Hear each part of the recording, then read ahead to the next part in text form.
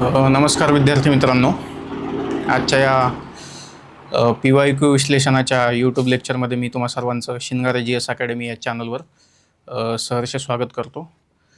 तर आज आपण कंबाईन बी प्रिलिम्सचा 2026चा झालेला 14 जूनला झालेला पेपर त्याचे विज्ञान विषयाचे PYQ इथं ॲनालिसिससाठी घेऊन आलेलो आहोत. तर आपण सुरुवात करूया. ठीक आहे. तर सर्वप्रथम की कोणत्या विषयाचे किती PYQ आलेले होते त्यानुसार आपण बघणार आहोत.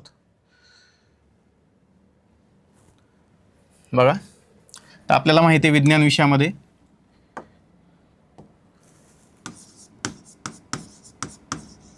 सामान्य विज्ञान विषयामध्ये जनरली 3 भागांमध्ये प्रश्नांची विभागणी झालेली असते. पहिला असतो जीवशास्त्र,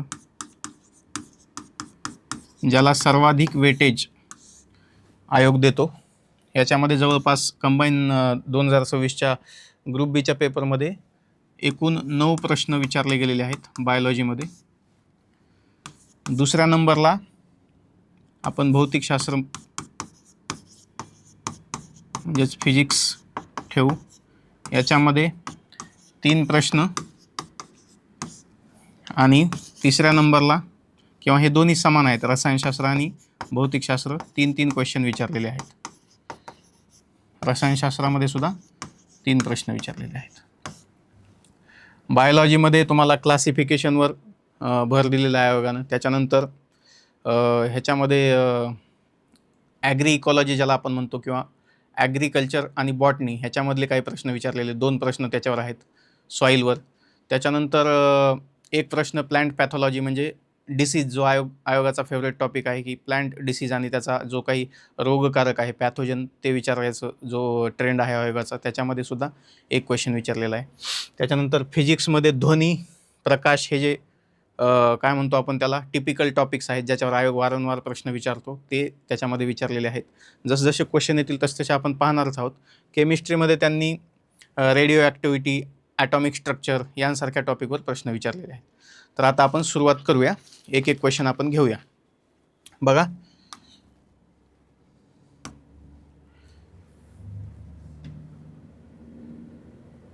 तर हा कंबाईन बी प्रिलिम्स 2026चा पेपर आहे आणि त्यामधले सर्व प्रश्न आपण इथं चर्चेसाठी घेऊन आलेलो आहोत. बघा, सर्वांना दिसत असेल.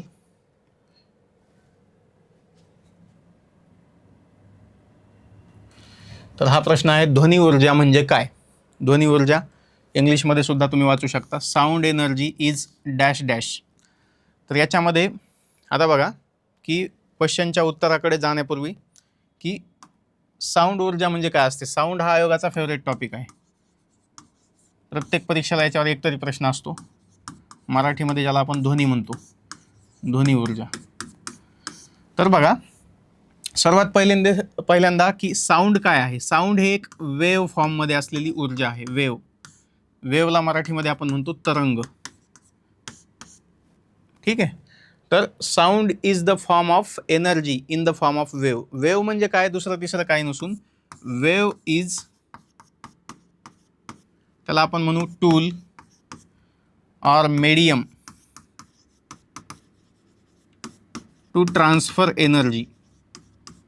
वेव्ह काय असते, तरंग काय असतात की ऊर्जेचं स्थानांतरण, ऊर्जेचं ट्रान्सफर करण्यासाठी असलेलं एक ते माध्यम आहे, एक साधन आहे. ठीक आहे. तर त्याला वेव्ह म्हणतो आपण. मग वेव्हचे टाईप आहेत. काही वेव्हज आहेत त्या मेकॅनिकल वेव्हज आहेत, मेकॅनिकल वेव्हज, ज्याला आपण मराठीमध्ये म्हणतो यांत्रिक तरंग. आणि काही वेव्हज आहेत त्या नॉन मेकॅनिकल आहेत, नॉन मेकॅनिकल. त्यालाच दुसरं नाव आहे इलेक्ट्रोमॅग्नेटिक, इलेक्ट्रोमॅग्नेटिक वेव्हज.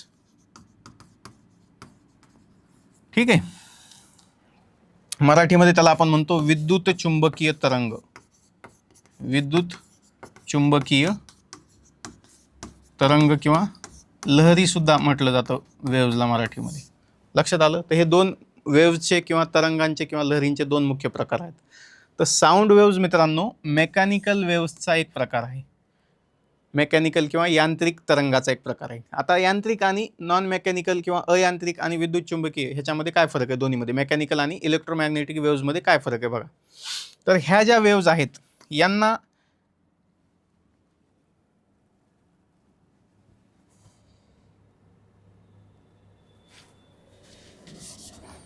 मेकॅनिकल वेव्हजना ट्रान्सफरसाठी माध्यमाची आवश्यकता असते. Medium is needed for the propagation of mechanical waves. म्हणजे मेकॅनिकल वेव्हजला एका ठिकाणाहून दुसऱ्या ठिकाणी जाण्यासाठी माध्यम लागतं. मग ते काही असो, सॉलिड असो, लिक्विड असो किंवा गॅसियस मीडियम असो, त्याच्यामधून त्या वाहू शकतात किंवा एका ठिकाणाहून दुसऱ्या ठिकाणी जाऊ शकतात. परंतु इकडं तसं नाही मित्रांनो, इकडं नो मीडियम इज रिक्वायर्ड. इकडं माध्यमाची गरज असते का, इकडं माध्यम लागत नाही. आता असं का होतं हे बघा, मेकॅनिकल वेव्ह ज्या आहेत त्या पार्टिकल्स किंवा त्याला आपण म्हणू शकतो की त्याच्यामध्ये एक मटेरियल काहीतरी असतं. मटेरियल म्हणजे एक स्थूल गोष्ट त्याच्यामध्ये असते. त्यामुळे स्थूल गोष्टीला एका ठिकाणून दुसऱ्या ठिकाणी जायचं असेल तर त्याला मीडियम लागेलच ना. इथं मात्र तसं नाही. स्थूल म्हणण्यापेक्षा त्याला आपण म्हणू, स्थूल पण बरोबर आहे किंवा त्याला जास्त योग्य शब्द होईल मास. इथे मास इन्व्हॉल्व असतं, मास. इकडे मात्र प्युअर फॉर्ममध्ये एनर्जी असते, प्युअर एनर्जी असते. इकडे मास वगैरे नसतं. आणि आता याच्यावरच एक क्वेश्चन आलेला आहे, ते आपण डिस्कस करूया. हे जर तुम्हाला संकल्पना कळली, स्थूल आणि एनर्जी म्हणजे मास आणि एनर्जीचं कन्व्हर्जन, तर इथं काय, इथं प्युअर एनर्जी आहे. आणि प्युअर एनर्जीला मीडियमची आवश्यकता नसते एका ठिकाणाहून दुसऱ्या ठिकाणी जाण्यासाठी. तर हा मुख्य फरक आहे. त्यामुळे यांना मेकॅनिकल वेव्हज म्हटलं जातं आणि यांना नॉन मेकॅनिकल किंवा इलेक्ट्रोमॅग्नेटिक वेव्हज म्हटलं जातं. ठीक आहे. आता मेकॅनिकल वेव्हचं उदाहरण एक आहे साऊंड वेव्हज. दुसरं आपण म्हणू शकतो की जे भूकंप येतात, भूकंप, त्याच्यामधल्या ज्या भूकंप लहरी आहेत त्यासुद्धा मेकॅनिकल वेव्हज आहेत. आणि इकडं आपण म्हणू शकतो की इलेक्ट्रोमॅग्नेटिक वेव्हज कोणत्या कोणत्या आहेत, लाईट वेव्हज, जो प्रकाश आपल्यापर्यंत येतो सूर्याचा, ती मेकॅनिकल वेव्ह इलेक्ट्रोमॅग्नेटिक वेव्ह आहे. त्याच्यानंतर एक्स रेज, ज्याच्यावर क्वेश्चन आलेला आहे आपल्याला. त्याच्यानंतर गॅमा रेज, हे काय आहेत, सर्व हे इलेक्ट्रोमॅग्नेटिक वेव्हचे फॉर्म आहेत. आता याच्यामध्ये अल्फा बीटा येईल का, अल्फा बीटा हे इलेक्ट्रोमॅग्नेटिक वेव्हज नाही आहेत किंवा इलेक्ट्रोमॅग्नेटिक रेज नाही आहेत. आणि त्याच्यावर सुद्धा आयोगाने प्रश्न विचारलेले, त्याच्यामधलं डिफरन्सिएशन, त्याच्यामधला जो फरक आहे त्याच्यावर. ठीक आहे. तर मग तुम्हाला लक्षात आले असेल वेव्ह म्हणजे काय. वेव्ह म्हणजे एक तरंग आहे, मेकॅनिकल वेव्हज, इलेक्ट्रोमॅग्नेटिक वेव्हज. तर याचं उत्तर, आपला जो प्रश्न होता त्याचं उत्तर काय आहे मग, त्याचं उत्तर आहे the mechanical energy of the vibrating source. Mechanical waves कधी तयार होतात, जेव्हा एखादा सोर्स आहे त्याचं व्हायब्रेशन झालं, त्याच्यामधले जे पार्टिकल्स आहेत ते जेव्हा व्हायब्रेट होतात, त्यांच्यामध्ये कंपन तयार होतं, तेव्हा मेकॅनिकल वेव्हज तयार होतात. किंवा आपल्या ज्या साऊंड वेव्हजसुद्धा तशाच तयार होतात. ठीक आहे. तर हा होता प्रश्न.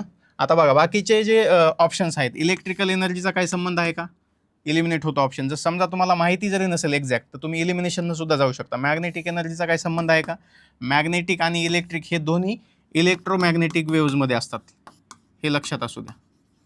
इलेक्ट्रोमॅग्नेटिक वेव्हज ज्या असतात त्या असतात alternating electric and magnetic field. म्हणजे समजा ही इलेक्ट्रोमॅग्नेटिक वेव्ह आहे, तर एक फील्ड असतं मॅग्नेटिक फील्ड, दुसरं फील्ड असतं इथे समजा इलेक्ट्रिक फील्ड, त्याच्यानंतर परत मॅग्नेटिक फील्ड, परत इलेक्ट्रिक फील्ड. अशा पद्धतीनं अल्टरनेटिंग एका पाठोपाठ एक इलेक्ट्रिक आणि मॅग्नेटिक फील्डचं काय असतं, त्याच्यामध्ये प्रोपॅगेशन होत असतं इलेक्ट्रोमॅग्नेटिक वेव्हजमध्ये. इकडं मात्र तसं नसतं. त्यामुळे हे दोन्ही ऑप्शन आपोआप कट होतील आणि ऑल द अबो तर नाही आहे. तर अशा पद्धतीने सुद्धा तुम्ही उत्तरापर्यंत पोहोचू शकला असतं. ठीक आहे. तर बघा टॉपिक कोणता आहे, ध्वनी. ध्वनीवर एक प्रश्न आहे, अतिशय महत्त्वाचा टॉपिक हा फिजिक्समधला आहे. त्याच्यानंतर बघा पुढचा क्वेश्चन, खालील विधाने सत्य की असत्य ते लिहा. आणि काय विचारले, विखंडन, फिशन अभिक्रियेमध्ये जड युरेनियम अणू वापरतात. बघूया आपण काय म्हणतोय ते, बरोबर आहे की चूक आहे. त्याच्यानंतर परत विखंडन अभिक्रियेमध्ये खूप ऊर्जा बाहेर पडते. ठीक आहे. विखंडन अभिक्रियेमध्ये जड अणू विभागतात, विभागतात म्हणजे स्प्लिट होतात, खाली दिले, इंग्लिशमध्ये सुद्धा आपण वाचू. विखंडन अभिक्रियेमध्ये न्यूट्रॉन्समुळे शृंखला अभिक्रिया घडते. ठीक आहे. बघा आता मराठीत वाचलं, आता इंग्लिशमध्ये. Say whether it is true or false. पहिलं काय, in fission reaction heavy uranium atoms are used. त्याच्यानंतर fission reaction releases large amount of energy. In fission heavy atom splits. आणि शेवटचं जे चौथं स्टेटमेंट आहे ते काय, in fission reaction due to neutrons chain reaction occurs. आता बघा फिशनमध्ये काय होतं. फिशन म्हणजे काय आधी आपण बघूया, ज्याला मराठीमध्ये आपण काय म्हणतो विखंडन, फिशन. आणि दुसरं असतं त्याला आपण म्हणतो सम्मिलन, म्हणजेच इंग्लिशमध्ये म्हणतात फ्युजन. साधी कन्सेप्ट आहे, जास्त आपण अवघडात जायचं नाही, कधी पण सिंपल गोष्ट लक्षात घ्यायची. आता बघा बऱ्याचशा संकल्पना अशा असतात त्याच्या नावामध्येच त्याचा अर्थ दडलेला असतो. इथं काय म्हणतंय विखंडन. विखंडन म्हणजे खंडन. खंडन म्हणजे काय, तुटणे, काहीतरी तुटायले, काहीतरी ब्रेक व्हायले. म्हणजे काय, आता इथं काहीतरी गोष्ट असेल, काहीतरी म्हणजे इथं काय आहे, न्यूक्लियस आहे. आणि न्यूक्लियस कशाचं असतं, अणूचं असतं. केमिस्ट्रीमध्ये अणूचं असतं, बायोलॉजीमध्ये सेलचं न्यूक्लियस असतं. तर हे अणूचं जे न्यूक्लियस आहे इथं काय होतंय, हे ब्रेक होतंय दोन छोट्या छोट्या न्यूक्लियसमध्ये. एक मोठं न्यूक्लियस आहे. मग मोठं न्यूक्लियस असेल तर ते जड असेल की नाही, त्याचं मास जास्त असेल. लक्षात आलं. तर मोठं न्यूक्लियस, जड न्यूक्लियस, हेवी न्यूक्लियस काय होतं, ब्रेक होतं आणि त्याचे दोन छोटे छोटे लाईट न्यूक्लियस तयार होतात. ठीक आहे. अनेक वचनामध्ये न्यूक्लियसला न्यूक्लियाय म्हणतात. कळालं. तर ही अशी साधी रिॲक्शन घडून येते, त्याला म्हणतात विखंडन. एकदम सिंपल फॉर्ममध्ये एक हेवी न्यूक्लियस असतं ज्याचं मास खूप जास्त असतं, ते ब्रेक होतं आणि त्याचे दोन तयार होतात छोटे छोटे लाईट न्यूक्लियाय. कळालं. मग आता हे ब्रेक व्हायला काहीतरी घडायला पाहिजे ना, तर हे ब्रेक होण्यासाठी याच्यावर न्यूट्रॉनचा मारा केला जातो. आता न्यूट्रॉन म्हणजे काय, हे सब ॲटॉमिक पार्टिकल्स आहेत. Subatomic particles, proton, neutron, electron जे आपण म्हणतो त्यातलाच हा न्यूट्रॉन आहे. न्यूट्रॉन असतो कुठं, केंद्रकामध्ये. प्रोटॉन कुठं असतो, केंद्रकामध्ये. आणि इलेक्ट्रॉन केंद्रकाभोवती फिरत असतात. अशी अणूची संरचना असते, आपल्याला माहिती आहे. ठीक आहे. तर एखाद्या दुसऱ्या अणूचे न्यूट्रॉन्स घेतले समजा आणि ते ह्या एखाद्या हेवी न्यूक्लियसवर बंबार्ड केले, टाकले आपण त्याच्यावर, सोडले, असे बंदुकीची गोळी मारल्यासारखे सोडले. ठीक आहे. तर सोडल्यानंतर ते काय होतं, यांच्यामध्ये इंटरॅक्शन घडून येते आणि हे न्यूक्लियस ब्रेक होऊन दोन छोटे छोटे न्यूक्लियस तयार होतात. आणि ही रिॲक्शन घडते वेळी खूप मोठ्या प्रमाणात ऊर्जा बाहेर पडते. खूप मोठ्या प्रमाणात ऊर्जा बाहेर पडते, एनर्जी. आणि त्यालाच म्हणतो आपण फिशन रिॲक्शन. आणि हीच रिॲक्शन कुठं वापरली जाते, अणुबॉम्बच्या निर्मितीमध्ये. अणुबॉम्ब किंवा आपल्या इथं आता जे आपण न्यूक्लिअर एनर्जी टर्म वापरतो, केंद्रकीय ऊर्जा, ज्याला आपण क्लीन एनर्जी सुद्धा म्हणतो, ती तयार करण्यासाठी सुद्धा या रिॲक्शनचा उपयोग केला जातो, केंद्रकीय ऊर्जा.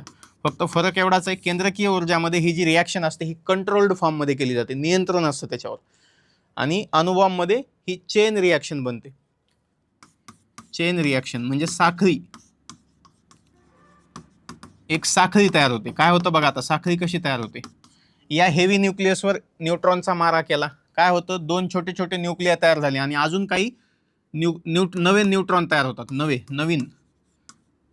नवीन न्यूट्रॉन काय तयार होतात, तिथं त्यांची निर्मिती होते. मग नवीन न्यूट्रॉन तयार झाले, ते अजून दुसऱ्या न्यूक्लियसवर आढळतात, पुन्हा अजून नवीन न्यूट्रॉन, दोन छोटे छोटे न्यूक्लिया, पुन्हा अजून न्यूट्रॉन तयार होतात आणि अशी एक साखळी बनत जाते. आणि ती अनकंट्रोल असते, त्याला आपल्याला कंट्रोल करता येत नाही अणुबॉम्बच्या बाबतीमध्ये. परंतु इथं जे आपले न्यूक्लिअर प्लांट्स असतात त्याच्यामध्ये ती रिॲक्शन कंट्रोल केलेली असते. आणि तिथं आपल्याला काय मिळतं, मग त्याच्यापासून जी ऊर्जा तयार होते त्याच्यापासून पाणी गरम केलं जातं आणि पाणी गरम केलेलं त्याची वाफ होते आणि त्या वाफेच्या मार्फत टर्बाईन्स फिरवले जातात आणि त्याच्यापासून आपल्याला जी इलेक्ट्रिसिटी आपण बनवतो ती तयार होत असते. कळालं. मग तर फिशन रिॲक्शन काय, फिशन म्हणजे ब्रेक होणे, एवढंच लक्षात ठेवायचं. एक न्यूक्लियस असतं, त्याच्यावर न्यूट्रॉनचा मारा केला, दोन छोटे छोटे न्यूक्लियस तयार होतात, काही न्यूट्रॉन तयार होतात, चेन रिॲक्शन बनते, त्याला म्हणतात फिशन. लक्षात आलं. आता बघा फ्युजन म्हणजे काय. फ्युजनला आपण काय म्हटलं, सम्मिलन, फ्युजन. याच्यामध्ये सुद्धा त्याच्या शब्दामध्येच, त्याच्या नावामध्येच अर्थ दडला. फ्यूज होणे म्हणजे काय, फ्यूज होणे म्हणजे एकत्र येणे. सम्मिलन होणे म्हणजे काय, सम्मिलन म्हणजे एकत्र येणे. संमेलन असतं की नाही, खूप लोक एकत्र येतात, तसंच आहे सम्मेलन. फ्यूज आणि फ्यूज पासून बनलेलं आहे फ्युजन. तर फ्युजनमध्ये काय होतं, याच्या फिशनच्या उलट होतं. आता फिशनमध्ये आपण काय बघितलं, मोठं न्यूक्लियस होतं, त्याच्यावर न्यूट्रॉनचा मारा केला, दोन छोटे छोटे न्यूक्लिया तयार झाले. इथं काय होतं, इथं उलट होतं. इथं दोन छोटे छोटे न्यूक्लिया आहेत, असं आहे समजा. हे एक न्यूक्लियस आहे N1, हे N2, हे छोटे छोटे आहेत, यांचं एकत्रीकरण केलं जातं आणि त्याच्यापासून एक मोठा न्यूक्लियस तयार केला जातो, N नावाचा. आता हे वाटतं तेवढं सोपं आहे का, इथं आपल्यासाठी सोपं आहे समजण्यासाठी, परंतु हे ॲक्च्युअल जर प्रॅक्टिकली करायचं झालं तर हे खूप अवघड आहे ही रिॲक्शन. फिशनपेक्षा ही रिॲक्शन करणं, घडवून आणणं खूप अवघड आहे. मग इथं काय लागतं, एकदम तुम्हाला हाय टेम्परेचर लागतं, हाय, जेवढं आपण आर्टिफिशियली अचीव करू शकत नाही, म्हणजे उच्च तापमान लागतं, उच्च. जसं की समजा 6000 डिग्री सेल्सिअस, 10,000 डिग्री सेल्सिअस, एवढ्या प्रचंड प्रमाणात तापमान लागतं. आणि एवढं तापमान आपण पृथ्वीवर याच्यावर आर्टिफिशियल तयार करणं अवघड आहे. सध्या प्रयोग चालू आहेत, आहे का नाही, तर तिथं ते अचीव केलं जाऊ शकतं. परंतु नॅचरली काही ठिकाणी हे तापमान असतं, जसं की सूर्याच्या पृष्ठभागावर हे तापमान तिथं असतं. आणि मग तिथं काय होतं, आपोआप काही छोटे छोटे न्यूक्लियस एकत्र येतात आणि त्याच्यापासून एक मोठा न्यूक्लियस तयार होतो. आणि या रिॲक्शनमध्ये सुद्धा 2 छोटे न्यूक्लियस एकत्र येऊन नवीन मोठा न्यूक्लियस तयार होण्याची जी प्रक्रिया आहे, याच्यामध्ये सुद्धा काय होतं, खूप मोठ्या प्रमाणात ऊर्जा बाहेर पडते. फिजनपेक्षा, विखंडनापेक्षा खूप अनेक पटींनी जास्त ऊर्जा इथं बाहेर पडते. आलं लक्षात? आणि त्यालाच आपण काय म्हणतो, सम्मिलन किंवा फ्युजन म्हणतो. आणि सूर्याच्या पृष्ठभागावर आपल्याला सूर्यापासून जी एवढी मोठी प्रचंड उष्णता मिळते, ती कशाचं फलित आहे, ती फ्युजन रिॲक्शनचं फलित आहे. सूर्याच्या पृष्ठभागावर काय होतं, हायड्रोजनचे 2 छोटे छोटे अणू एकत्र येतात एवढ्या हायर डिग्री टेम्परेचरला, आणि त्याच्यापासून हेलियमचं एक न्यूक्लियस तयार होतं, मोठं न्यूक्लियस, आणि प्रचंड प्रमाणात ऊर्जा बाहेर पडते. तिथं सतत ही रिॲक्शन चालू असते, फ्युजन. कुठं? सूर्याच्या याच्यामध्ये. मग आता मानवाने काय केलं, तिथली रिॲक्शन इकडं रेप्लिकेट करण्याचा प्रयत्न केला, आणि जो हायड्रोजन बॉम्ब आपण नाव ऐकतो, हायड्रोजन बॉम्ब, हे बनवण्याचे प्रयत्न सध्या चालू आहेत. बनलेला पण आहे, म्हणजे प्रायोगिक तत्वावर वगैरे, तर अजून म्हणजे असं कमर्शियल त्याचं उत्पादन वगैरे किंवा झालेलं नाही. जसं अणुबॉम्ब प्रचलित झालेला आहे, तसा हायड्रोजन बॉम्ब अजून प्रचलित झालेला नाही, परंतु ते बनवण्याचं प्रयत्न चालू आहेत. हायड्रोजन बॉम्ब म्हणजे हेच, 2 न्यूक्लियस आणायचे, ते एकत्र करायचे आणि एक मोठं न्यूक्लियस बनवायचं, आणि तिथं प्रचंड प्रमाणात ऊर्जा बाहेर पडणार, म्हणजे स्फोट होणार खूप मोठा. तोच हायड्रोजन बॉम्ब. लक्षात आलं? तर हायड्रोजन बॉम्ब म्हणलं तर कोणती रिॲक्शन? फ्युजन. आणि अणुबॉम्ब म्हणलं, ॲटॉमिक बॉम्ब म्हणलं तर फिशन रिॲक्शन. लक्षात आलं? मग आता बघा, आपण आपल्या प्रश्नाकडे जाऊया. काय होता आपला प्रश्न? हे बघा, आता इंग्लिशमध्ये वाचतो मी. ट्रू ऑर फॉल्स सांगायचं आपला. In fission reaction heavy uranium atoms are use. आता आपण मग आताच बघितलं की हेवी ॲटम यूज केला जातो फिजनमध्ये, कारण त्याला आपल्याला ब्रेक करायचं असतं. आणि युरेनियम सारखा, थोरियम सारखा, प्लुटोनियम सारखा ॲटम तिथं यूज केला जातो. मग युरेनियम इथं लिहिले म्हणजे बरोबर आहे, म्हणजे पहिलं स्टेटमेंट बरोबर आहे. त्याच्यानंतर बघा, fission reaction releases large amount of energy. आताच पाहिलं आपण, फिशनमधून लार्ज अमाऊंट ऑफ एनर्जी बाहेर पडते. त्याच्यानंतर फिशन हेवी ॲटम स्प्लिट म्हणजे तुकडे होतात, ब्रेक होतो, ते पण बघितलं आपण. म्हणजे हेवी ॲटम, एक मोठं न्यूक्लियस काय होतं, ब्रेक होतं न्यूट्रॉनचा मारा केल्यानंतर, म्हणजे हे पण बरोबर आहे. आणि लास्ट काय आहे, in fission reaction due to neutrons chain reaction occurs. Chain reaction तयार होते, आपण बघितलं. फक्त जे ॲटॉमिक न्यूक्लिअर प्लांट्स असतात तिथं आपण ती रिॲक्शन कंट्रोल केली असते, तिथं आपण तिला कंट्रोल केलं असतं, एवढाच फरक आहे. बाकी जर ती नॅचरली किंवा अणुबॉम्बमध्ये ती घडत असेल तर ती अनकंट्रोल्ड असते आणि ती चालूच राहते. ठीक आहे, म्हणजे 4ला 4 स्टेटमेंट बरोबर आहेत. बघा आता, 4ला 4 स्टेटमेंट बरोबर आहेत. आणि असा एकच ऑप्शन आहे 2 नंबरचा. आता खालचे ऑप्शन तुम्हाला दिसत नसतील त्याबद्दल माफ करा, पण हे बघा, ट्रू ट्रू ट्रू आणि ट्रू, म्हणजे 2 नंबरचा ऑप्शन हे आपलं उत्तर आहे. ठीक आहे, तर तुम्हाला कळालं असेल फिजन म्हणजे काय, फ्युजन म्हणजे काय. आता नेक्स्ट क्वेश्चन बघा.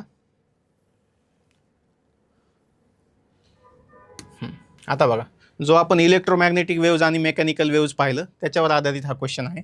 फक्त एक स्टेटमेंट थोडंसं त्यांनी अजून डीप जाऊन विचारलेलं आहे, बाकी तर तुम्हाला सांगता येईल. बघा आता बघा, X rays are ultrasonic waves. X rays travel in a straight line. Soft X rays have less wavelength than hard X rays. Speed of X rays is less than speed of light. आता हे प्रश्न solve करण्यापूर्वी अजून एक गोष्ट मी तुम्हाला सांगतो. हा प्रश्न लाईट या चॅप्टरशी रिलेटेड आहे. लाईट, प्रकाश. आणि प्रकाश चॅप्टरमध्ये अजून एक तिथं गोष्ट येते, त्याच्यावर वारंवार आयोगाने प्रश्न विचारलेले, त्याला आपण म्हणतो इलेक्ट्रोमॅग्नेटिक स्पेक्ट्रम. इलेक्ट्रोमॅग्नेटिक स्पेक्ट्रम, ज्याला आपण म्हणतो मराठीमध्ये विद्युत चुंबकीय पट्टा. विद्युत चुंबकीय पट्टा. आता ह्याच्यामध्ये तुम्हाला खूप साधा आहे, फक्त तुम्हाला इलेक्ट्रोमॅग्नेटिक स्पेक्ट्रम माहीत असेल तरीही तुमचे बरेचसे प्रश्न सॉल्व्ह होतात, म्हणजे आयोगाने जे विचारलेत ते. बघा आता हा पट्टा म्हणजे काय, स्पेक्ट्रम म्हणजे काय. स्पेक्ट्रम म्हणजे एक रेंज आहे, रेंज. आणि त्याच्यामध्ये ज्या काही विद्युत चुंबकीय लहरी आहेत त्यांना त्यांच्या वेवलेंथनुसार, फ्रिक्वेन्सीनुसार आणि त्यांच्या एनर्जीनुसार त्यांना मांडलेले, ठेवलेले, आणि त्यालाच नाव दिले इलेक्ट्रोमॅग्नेटिक स्पेक्ट्रम. बघा आता समजा पहिल्यांदा जर बघितलं, डावीकडून उजवीकडे जायचं आपल्याला, ठीक आहे. आता बघा एक सिंपल डायग्राम मी काढतो.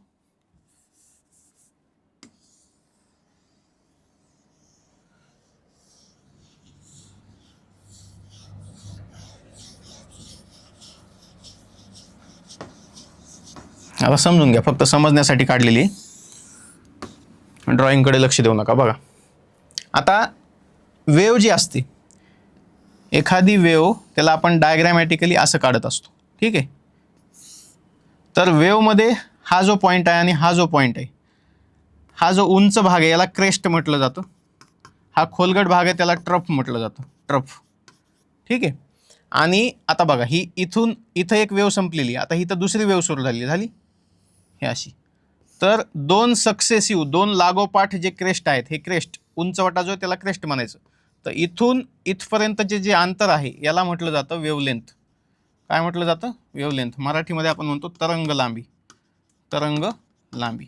किंवा दोन सक्सेसिव्ह हे खड्डे जे आहेत, खड्डे ट्रफ, त्याला सुद्धा, त्यांच्यामधली सुद्धा जी लांबी आहे, अंतर आहे, त्याला सुद्धा काय म्हटलं जातं?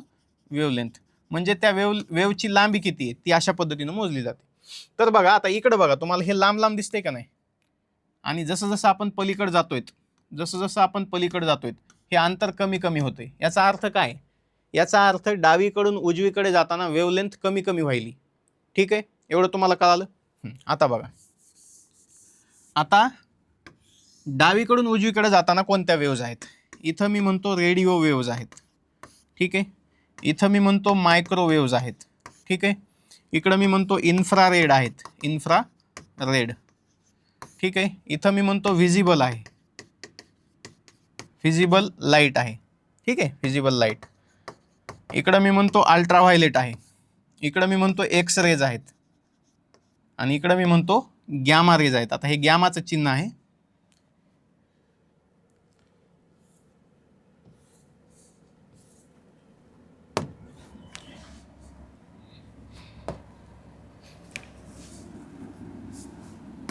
इथं गॅमा लिहितो डायरेक्ट चिन्ह लिहिण्यापेक्षा, गॅमा रेज. तर बघा हा क्रम तुम्हाला पाठ असला पाहिजे. कसा आहे पाठ करा? ट्रिकनं पाठ करा किंवा डायरेक्ट पाठांतर करा. हे जर पाठ असेल तर तुमचे बरेचसे क्वेश्चन परीक्षेमध्ये सॉल्व्ह होतात, लगेच सॉल्व्ह होतात. जास्त विचार करण्याची, वेळ घालवण्याची गरज पडत नाही. रेडिओ वेव्ह सगळ्यात इकडे आहे आणि डावीकडे, आणि डावीकडून तिकडे जाताना काय होते? वेवलेंथ कमी होत जाते. आणि एक सूत्र लक्षात ठेवा नेहमी, की वेव्हची जी स्पीड असते ती असते, वेव्हची जी वेवलेंथ असते, वेवलेंथ आणि फ्रिक्वेन्सी, वेव्हची फ्रिक्वेन्सी आणि वेवलेंथ हे एकमेकाला, वेवलेंथ दाखवली जाते लॅम्बडा या चिन्हानं,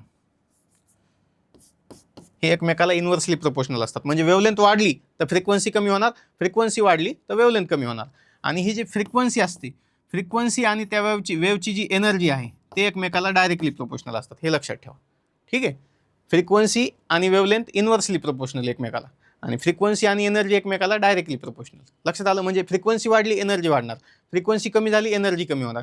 परंतु फ्रिक्वेन्सी वाढली तर वेवलेंथ कमी होणार, आणि वेवलेंथ वाढली तर फ्रिक्वेन्सी कमी होणार. लक्षात आलं? आता बघा इकडं काय व्हायले? डावीकडून उजवीकडे जाताना रेडिओ वेव्स कडून गॅमा रेजकडे जाताना काय व्हायले? हे बघा, वेवलेंथ कमी कमी व्हायली. हे जवळ यायले, म्हणजे हे दोन उंचवटे जवळ यायलेत की नाही, हे जवळ यायलेत म्हणजे वेवलेंथ कमी व्हायली. मग वेवलेंथ कमी झालं तर काय होते? फ्रिक्वेन्सी वाढते. म्हणजे इकडं जे काही वेव्ज आहेत, इलेक्ट्रोमॅग्नेटिक वेव्ज, त्यांची काय होणार? फ्रिक्वेन्सी वाढणार आणि वेवलेंथ कमी होणार. आणि फ्रिक्वेन्सी वाढली किंवा वेवलेंथ कमी झाली तर काय होते? एनर्जी वाढते.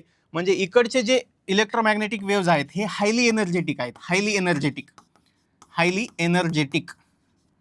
पण यांची वेवलेंथ कशी आहे? वेवलेंथ ही कमी आहे, वेवलेंथ तरंग लांबी ही कमी आहे. लक्षात आलं? आणि फ्रिक्वेन्सी सुद्धा जास्त असेल. एनर्जी आणि frequency go hand in hand, त्या सोबत असतात, फ्रिक्वेन्सी आणि एनर्जी. म्हणजे इकडे एनर्जी आणि फ्रिक्वेन्सी जास्त आहे, वेवलेंथ कमी आहे. इकडे काय आहे? इकडे वेवलेंथ जास्त आहे, एनर्जी आणि फ्रिक्वेन्सी कमी असणार. लक्षात आलं? मग याच्यावरच आपला एक्सरेचा क्वेश्चन आहे. बघा आता एक्सरेज कुठे आहेत? एक्सरेज एकदम डावीकडे आहेत, डावीकडून दुसरे आहेत. याचा अर्थ एक्सरेजची एनर्जी काय असणार? जास्त असणार. एक्सरेजची फ्रिक्वेन्सी काय असणार? जास्त असणार.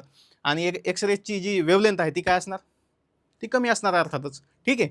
मग क्वेश्चन काय होता की एक्सरेज, आता बघा अजून एक गोष्ट, इलेक्ट्रोमॅग्नेटिक वेव्ज ज्या असतात ते लक्षात ठेवायचं नेहमी, they travel with speed of light. म्हणजे प्रकाशाची जेवढी स्पीड असते त्याच वेगानं इलेक्ट्रोमॅग्नेटिक वेव्ह सुद्धा त्या त्यांचं प्रोपॅगेशन होतं. प्रकाशाची स्पीड किती असते? 3 × 10⁸ मीटर पर सेकंद. याच स्पीडनं इलेक्ट्रोमॅग्नेटिक वेव्ह सुद्धा काय होतात? ट्रॅव्हल होतात. आणि दुसरी गोष्ट, प्रकाश हा नेहमी तुम्ही ऐकलं असेल की सरळ रेषेमध्ये जातो. रेक्टिलिनियर प्रोपॅगेशन म्हणतात. रेक्टिलिनियर म्हणजे सरळ रेषेत. मग ह्या प्रकाशासारख्याच वेव्हज आहेत, त्यामुळे यांचं सुद्धा प्रोपॅगेशन काय होतं? सरळ रेषेमध्ये होतं. असं इकडे तिकडे हलत नाही, डिफ्लेक्ट होत नाही. त्याचं कारण काय? Electromagnetic waves don't deflect. याचं कारण काय? डिफ्लेक्ट म्हणजे इकडे तिकडे होत नाहीत, विचलन होत नाही त्याच्यामध्ये. कारण का? ह्याच्यामध्ये ह्या चार्जलेस आहेत, लक्षात ठेवा. हे त्याचं कारण आहे. चार्ज नाही, याच्यावर कोणताच चार्ज नाही. आणि तिथंच आपल्याला त्या स्टेटमेंटमध्ये एक्स रेजच्या विचारलं की एक्स रेजवर कोणता चार्ज आहे. तर एक्स रेजवर चार्ज नाही, आणि चार्ज नसल्यामुळं ह्या कुठेही कोणत्याही इलेक्ट्रिक फील्डमध्ये किंवा मॅग्नेटिक फील्डमध्ये त्यांच्यामध्ये डिफ्लेक्शन होत नाही, विचलन होत नाही, ते सरळ जाणार. लक्षात आलं? तर अशा पद्धतीने हे इलेक्ट्रोमॅग्नेटिक स्पेक्ट्रम तुम्ही पाठ करा. आता याच्यामध्ये बघा, व्हिजिबल लाईट मध्ये आहे, व्हिबजीआर ज्याला आपण म्हणतो, व्हायलेट, इंडिगो, ब्ल्यू, रेड, अशा पद्धतीनं. तर हा मध्ये आहे. आणि त्याच्या पलीकडे, व्हिजिबल लाईटच्या पलीकडे म्हणजे वेवलेंथ कमी व्हायली, एनर्जी वाढायली. कोणतंही म्हणजे व्हिजिबल लाईटपेक्षा एनर्जी जास्त कोणाची? अल्ट्राव्हायलेटची, त्याच्यापेक्षा एक्स रेजची, आणि त्याच्यापेक्षा गॅमा रेजची. आणि इकडं काय आहे? इन्फ्रारेड. इथं रेड असतो ना, तर रेडच्या खाली म्हणजे इन्फ्रा, तर इन्फ्रारेड, आणि इन्फ्राच्या अलीकडे मायक्रो, आणि मायक्रोच्या अलीकडे रेडिओ. तर अशा पद्धतीनं हे असतं. ठीक आहे. तर आता आपण क्वेश्चन बघू.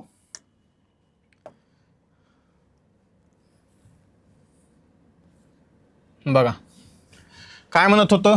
X rays are ultrasonic waves. Ultrasonic आहे का? अल्ट्रासॉनिक साऊंड असतो. जे सोनोग्राफीमध्ये वेव्ज वापरले जातात ना, ते अल्ट्रासॉनिक असतात. मग हा अल्ट्रासॉनिक आहे का? नाही. हे गेलं, पहिलं गेलं बघा, इलिमिनेशन सुद्धा जाऊ शकता. पहिलं गेलं म्हणजे हे पण उडालं, ओनली 1 and 3. 1 आहे ना याच्यात, हे उडालं जर इलिमिनेशननं जायचं असेल तर. त्यानंतर X rays travel in straight line, हे आताच बघितलं आपण. रेक्टिलिनियर प्रोपॅगेशन ज्याला आपण म्हणतो, सरळ रेषेमध्ये, रेक्टिलिनियर प्रोपॅगेशन ऑफ लाईट. तसंच इलेक्ट्रोमॅग्नेटिक वेव्हचं सुद्धा काय असतं? रेक्टिलिनियर, सरळ रेषेमध्ये त्याचं मार्गक्रमण करतात. त्याच्यानंतर सॉफ्ट एक्सरेज. आता हा जो हे जे स्टेटमेंट आहे हे थोडंसं पुढे जाऊन विचारले. सॉफ्ट एक्सरेज वगैरे आपण तेवढं डीपमध्ये जात नाही अभ्यास करताना, पण इथं आता प्रश्न विचारलाय तर आपण बघूया. सॉफ्ट एक्सरेज म्हणजे काय? बघा, 2 प्रकारचे एक्सरेज असतात, सॉफ्ट आणि हार्ड. याच्यामध्ये एवढंच लक्षात ठेवायचं आहे, हार्ड आणि हाय असं लक्षात ठेवा. हार्ड आणि हाय. मग हार्ड जे एक्सरेज आहेत आणि सॉफ्ट जे एक्सरेज आहेत, हार्ड एक्सरेजची असं लक्षात ठेवायचं, एनर्जी लय हाय असते, हाय, एकदम हाय एनर्जी असते. आता एक्सरेजची एनर्जी हाय आहे का नाही? जे आपण पट्टा बघितला इलेक्ट्रोमॅग्नेटिक स्पेक्ट्रम, पण त्याच्यामध्ये पण जे 2 टाईप आहेत, त्याच्यामध्ये हार्ड जो आहे, तर हार्डची जी एनर्जी आहे ती हायर आहे सॉफ्टपेक्षा. एवढं जरी लक्षात ठेवलं, तुम्हाला बाकीचं लक्ष देईल. बघा आता एनर्जी हाय म्हणजे काय? एनर्जी खूप जास्त आहे, याचा अर्थ फ्रिक्वेन्सी पण जास्त आहे. लक्षात आलं का? आणि फ्रिक्वेन्सी जास्त आहे म्हणजे वेवलेंथ काय आहे? वेवलेंथ ही कमी आहे. मग काय विचारले? Soft X rays have less wavelength than hard X rays. पण इथं काय? वेवलेंथ कोणाची कमी? हार्डची आहे, कारण हार्डची एनर्जी जास्त आहे. याचा अर्थ हे स्टेटमेंट चुकीचं आहे. हे उलटं केलंय.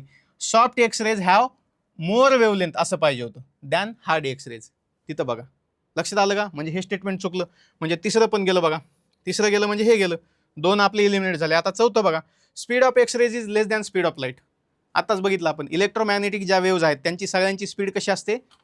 3 × 10⁸ म्हणजे प्रकाशाच्या वेगा एवढाच त्यांचा इलेक्ट्रोमॅग्नेटिक विद्युत चुंबकीय लहरींचा वेग असतो. मग हे बरोबर होईल का? कमी असते एक्सरेजची? नाही, चुकलं हे पण. म्हणजे बघा, चौथं पण गेलं, हे पण गेलं. आणि इकडे काय म्हणते? फर्स्टचं आपलं आधीच हे झालेलं आहे. म्हणजे 4ही ऑप्शन याच्यामध्ये चुकीचे आहेत, आणि त्यामुळे आयोगाने हा प्रश्न रद्द केलेला आहे. लक्षात आलं? ठीक आहे. नेक्स्ट क्वेश्चन बघा.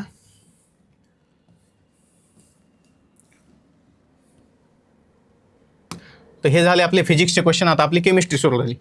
बघा, आता केमिस्ट्रीमध्ये पेरियॉडिक टेबलवर क्वेश्चन विचारण्याचा आयोगाचा खूप फेवरेट ट्रेंड आहे. पेरियॉडिक टेबल, वेगवेगळे क्वेश्चन पेरियॉडिक टेबलवर येऊन गेलेले आहेत. पेरियॉडिक टेबल तुम्हाला माहिती आहे, पेरियॉडिक टेबल म्हणजे आवर्त सारणी, ज्याला मराठीमध्ये आपण म्हणतो. आवर्त सारणी म्हणजे काय? की सुरुवातीला त्यांनी काय केलं? डोबेरायनरनं 3 मूलद्रव्यांचे ग्रुप केले. म्हणजे जसं बायोलॉजीमध्ये क्लासिफिकेशन प्राण्यांचं आणि वनस्पतींचं आहे, तसं इथं काय? मूलद्रव्यांचं क्लासिफिकेशन आहे आवर्त सारणी म्हणजे. दुसरं तिसरं काही नाही.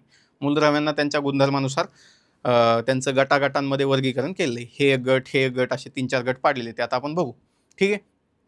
मग सुरुवातीला कोण होता? डोबेरायनर होता. तुम्ही शिकला असाल. डोबेरायनरनं 3-3चे गट केले होते, पण त्या वर्गीकरण पद्धतीमध्ये काही दोष होते. त्याच्यामुळे दुसरा आला न्यूलँड्सनं काय केलं? अष्टके तयार केली, 8-8, सा रे ग म प त्याच्यानुसार. त्याच्यानंतर न्यूलँडच्या याच्यामध्ये सुद्धा काही दोष होते, सगळे मूलद्रव्य तिथं अकोमोडेट होत नव्हते. मग त्याच्यानंतर कोण आला, त्याच्यानंतर आला मोस्ले.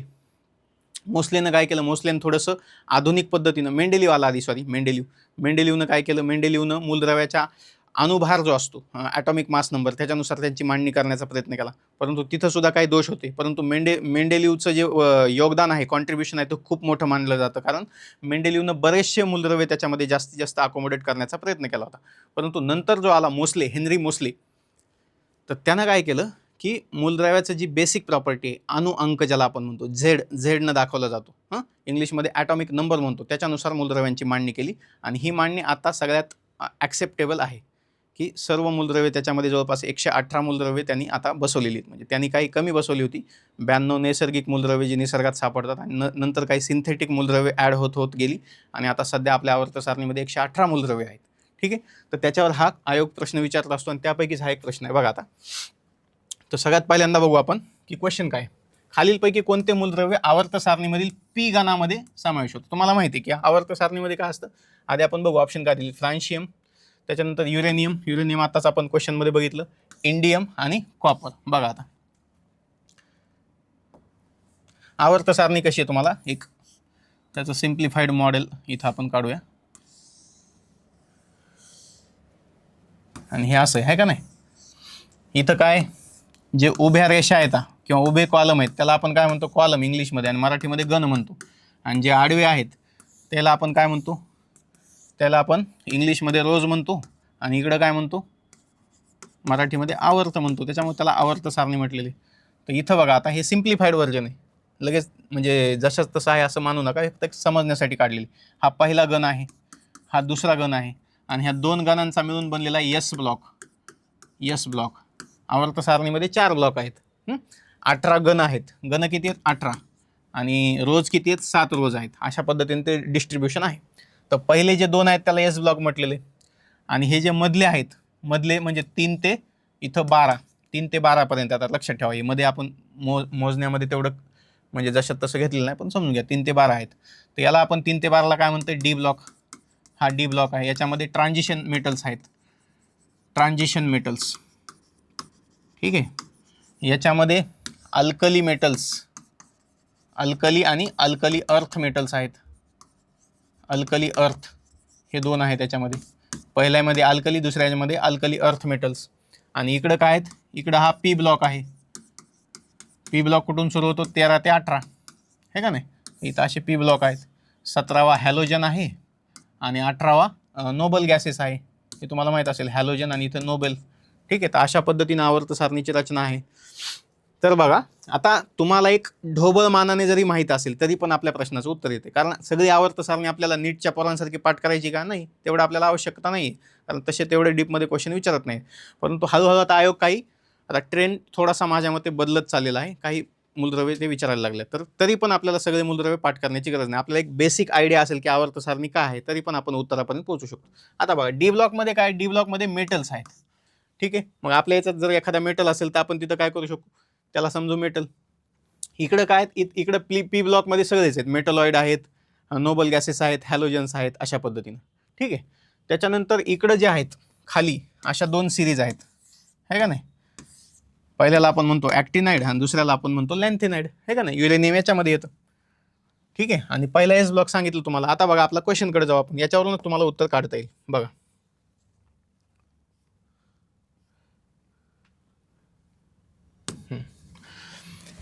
बघा आता हे जे फ्रान्शियम मूलद्रव्य आहे, समजा आपल्याला फ्रान्शियम बद्दल माहीत नाही, थोडक्यात युरेनियम माहीत आहे. युरेनियम तुम्हाला कुठे येतं, अनस्टेबल एलिमेंट आहे युरेनियम, ज्याचा अणुऊर्जा तयार करण्यासाठी याच्यामध्ये उपयोग केला जातो फ्युजनमध्ये. म्हणजे युरेनियम खाली आहे लॅन्थेनाइड ॲक्टिनाइडमध्ये, म्हणजे युरेनियम गेलं. आपल्याला काय विचारलं, पी गणामध्ये कोणते, पी म्हणजे या साईडचा. त्याच्यानंतर कॉपर बघा, कॉपर काय, कॉपर हे मेटल आहे. मेटल कशात येईल, डी ब्लॉकमध्ये येईल, ट्रान्झिशन याच्यामध्ये. कॉपर गेलं, हे का नाही. आता बघा राहिले हे 2, म्हणजे 50-50 तुम्ही आलात का नाही, 2 उडवले, 2 राहिलेत. आता याच्यामध्ये समजा तुम्हाला माहिती नसेल, परंतु सामान्यपणे काय असतं की हे जे पहिले 2 गण आहेत, कोणते, फर्स्ट आणि सेकंड, याला आपण अल्कली म्हटलं आणि याला अल्कली अर्थ मेटल म्हटलं, हे का नाही. तर याच्यामध्ये काही मूलद्रव्ये आपण म्हणजे पाठ करावेत अशी माझी अपेक्षा आहे, की कारण कधी कधी याच्यावर प्रश्न येतो आणि कमी मूलद्रव्ये आहेत, 20 पर्यंतच आहेत, हे का नाही. कॅल्शियम वगैरे. तर हे फ्रान्शियम तुम्हाला माहीत असेल तर तुम्ही याच्या उत्तरापर्यंत पोहोचू शकता की याचं उत्तर काय, इंडियम याचं उत्तर आहे. फ्रान्शियम इथं येतं आणि मग राहिलं काय, इंडियम. इंडियम तुम्ही समजा नाव पण ऐकलं नसेल कधी, तरी पण आपण उत्तरापर्यंत पोहोचू शकतो. इंडियम कशामध्ये येते, पी ब्लॉकमध्ये. त्याचा आन्सर काय, इंडियम. ठीक आहे, म्हणजे इथं तुम्हाला ॲटलिस्ट फ्रान्शियम माहीत पाहिजे होतं. फ्रान्शियम हे याच्यामध्ये येतं. ठीक आहे, तर अशा पद्धतीनं या प्रश्नाचं उत्तर आपण काढू शकलो असतो. ठीक आहे, नेक्स्ट क्वेश्चन.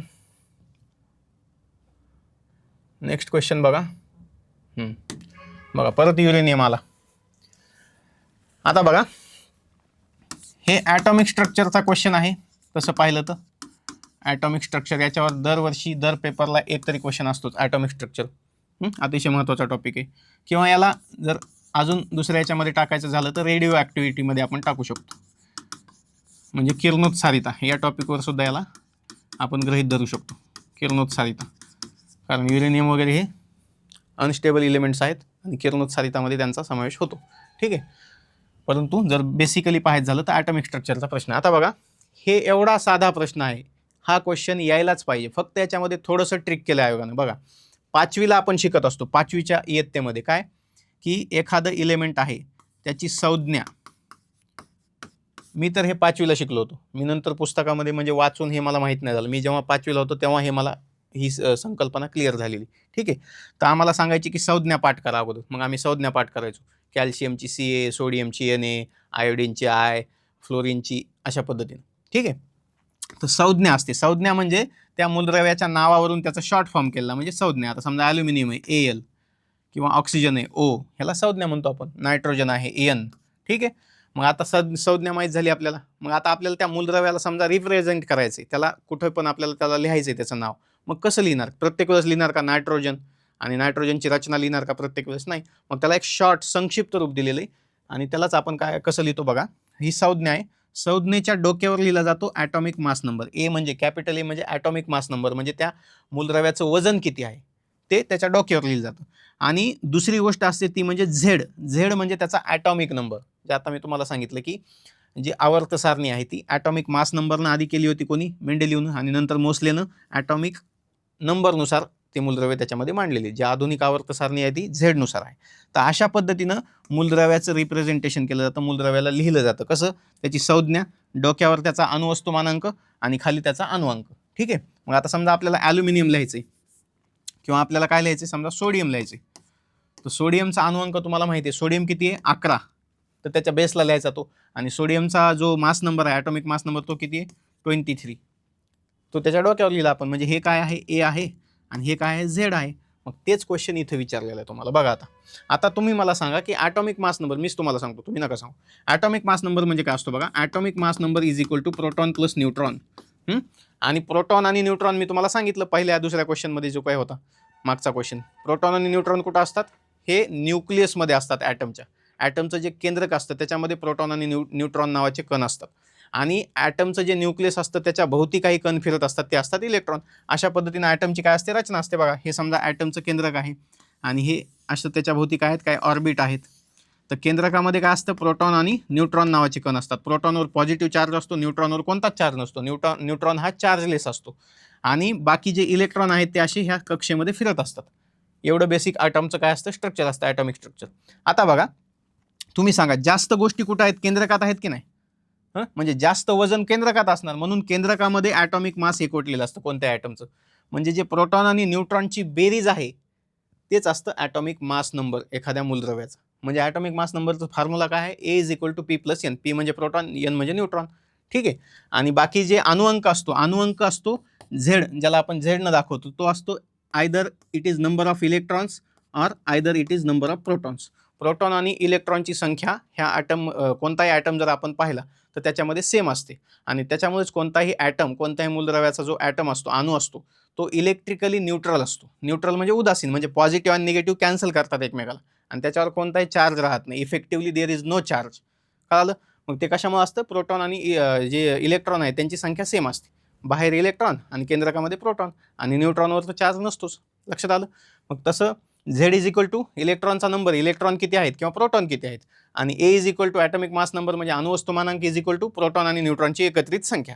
कळालं. मग इथं तेच काढायचं आपल्याला. बघा काय दिलंय, हे बघा युरेनियमचा अणू आहे, डोक्यावर काय लिहिलंय 238, म्हणजे 238 काय आहे मास नंबर आहे, आणि 92 काय पायथ्याशी लिहिलाय म्हणजे तो काय झेड आहे. झेड म्हणजे आपल्याला ए दिलंय आणि झेड पण दिले. आता झेड म्हणजेच काय आहे, झेड म्हणजे प्रोटॉनची संख्या आहे किंवा इलेक्ट्रॉनची संख्या आहे. युरेनियममध्ये किती प्रोटॉन आहेत किंवा किती न्यूट्रॉन आहेत, मग किती असतील 92 आहेत बरोबर. आणि ए म्हणजे काय दिले 238 दिले, मग ए म्हणजे काय आहे P+N आहे. आणि विचारलंय काय न्यूट्रॉन्स किती असतील. बघा आता काढायचे काय न्यूट्रॉन, म्हणजे आपल्याला P+N दिलंय ठीक आहे, आणि P+N किती आहे 238 आहे, आणि P पण दिले हे बघा P इज इक्वल टू 92, म्हणजे 92 plus N is equal to 238. लक्षात येते का काय केले, फॉर्म्युल्याचं इकडे तिकडे केले. हे गणिताचा क्वेश्चन आहे ॲक्च्युली पाहिलं तर. तुम्हाला फक्त केमिस्ट्रीचा फॉर्म्युला माहीत पाहिजे, बाकी बेरीज वजाबाकी इकडे तिकडे न्यायचे, बरोबर चिन्हाच्या तिकडे बरोबर चिन्हाच्या इकडे, तेच केलं इथं ठीक आहे. बघा P 92 आहे, 92 कशावरून आहे झेड 92 आहे ना, झेड म्हणजेच P असतो, Pचा नंबर प्रोटॉनची संख्या ठीक आहे. आता बघा N म्हणजे काय न्यूट्रॉन आहे, 238 पलीकडे आहे, 92 तिकडे नेलं मायनस झालं, 146 उत्तर येते. पण 146 ऑप्शनमध्ये आहे का, इथं तुम्हाला ट्रिक केलं आयोगानं थोडंसं तुम्हाला घुमवले. आता 146 नाही, मग काही जण घाबरले असतील किंवा 146 उत्तरच नाही म्हणजे याचा अर्थ याच्यामध्ये उत्तर नाही किंवा क्वेश्चन बाद होईल, पण तसं नाही. त्यांनी काय केले बघा, इथं काय दिले 92, अ म्हणजे 92 आहे, ब म्हणजे 238 आहे, बाकीच्या आकड्यांचं काय घेणं नाही का, हे आकडेच नाही आहेत गणितामध्ये, म्हणजे ह्या दोन मध्येच उत्तर आहे. बघा आता आपण कसं काढलं हे बघा, neutron is equal to 238 minus 92, 238 किती नंबरला आहे ब, म्हणजे इथं ब ठेवा, आणि 92 किती नंबरला आहे अ, म्हणजे ब मायनस अ हे आपलं उत्तर आहे. एवढा सोपा क्वेश्चन होता, फक्त थोडासा विचार करायचा, प्रेझेन्स ऑफ माइंड तिथं अप्लाय करायची गरज होती. कळालं ठीक आहे. नेक्स्ट क्वेश्चन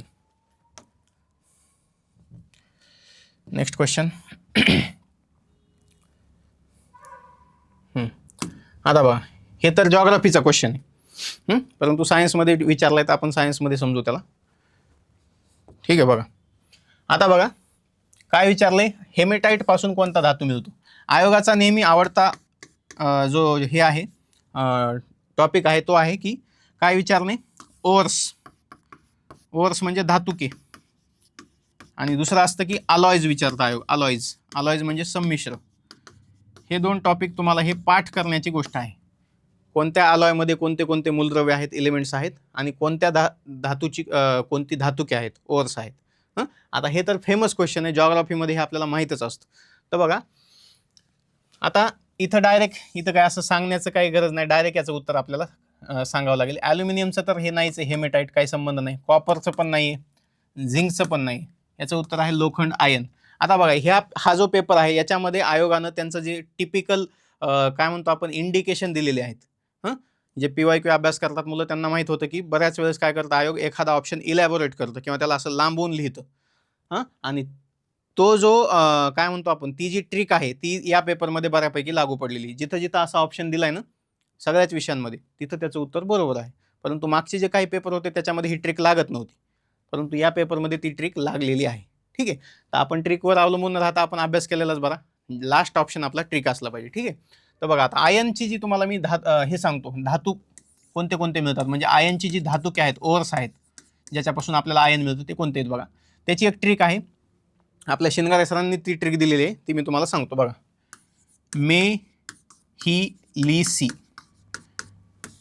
मेहिलिसी असं एका मुलीचं नाव आहे असं लक्षात ठेवा, मेहिलिसी. तर म पासून काय मॅग्नेटाइट, ज्याचा फॉर्म्युला आहे Fe3O4. त्याच्यानंतर हेमेटाइट, ज्याचा फॉर्म्युला आहे Fe2O3. बघा आता फॉर्म्युला सुद्धा लक्षात कसा ठेवायचा, हेमेटाइट 2 3 आणि मॅग्नेटाइट 3 4, म्हणजे संख्या काय करायची सलग घ्यायची 2 3 3 4, लक्षात आलं. त्याच्यानंतर लिमोनाइट, म्हणजे काय लिमोनाइट, आता याचा फॉर्म्युला तुम्हाला नंतर सांगतो मी. याच्यामध्ये एवढं लक्षात ठेवा, याच्यामध्ये वॉटर असतं, हे हायड्रेटेड असतं. आणि लास्टचा काय सी म्हणजे सिडेराइट. तर हे फॉर्म्युला कोणी विचारत नाही परीक्षेला, परंतु एक माहिती असावी म्हणून इथं दिलेलं आहे. ठीक आहे, फॉर्म्युला आतापर्यंत विचारलेला नाही आहे. तर मेहिलिसी म्हणजे काय, म्हणजे मॅग्नेटाइट, ही म्हणजे हेमेटाइट, म्हणजे लिमोनाइट आणि सी म्हणजे सिडेराइट. हे काय आहेत आयनचे ओर्स आहेत, धातुके आहेत. ठीक आहे, आता बघा हे बाकीचे जे ऑप्शन आहेत त्यांचे पण तुम्हाला सांगतो मी. ॲल्युमिनियमचं जे धातू काय ओर आहे त्याला आपण म्हणतो बॉक्साईट, आणि अजून एक आहे क्रायोलाइट. आता याच्यासाठी मी तुम्हाला एक ट्रिक सांगतो की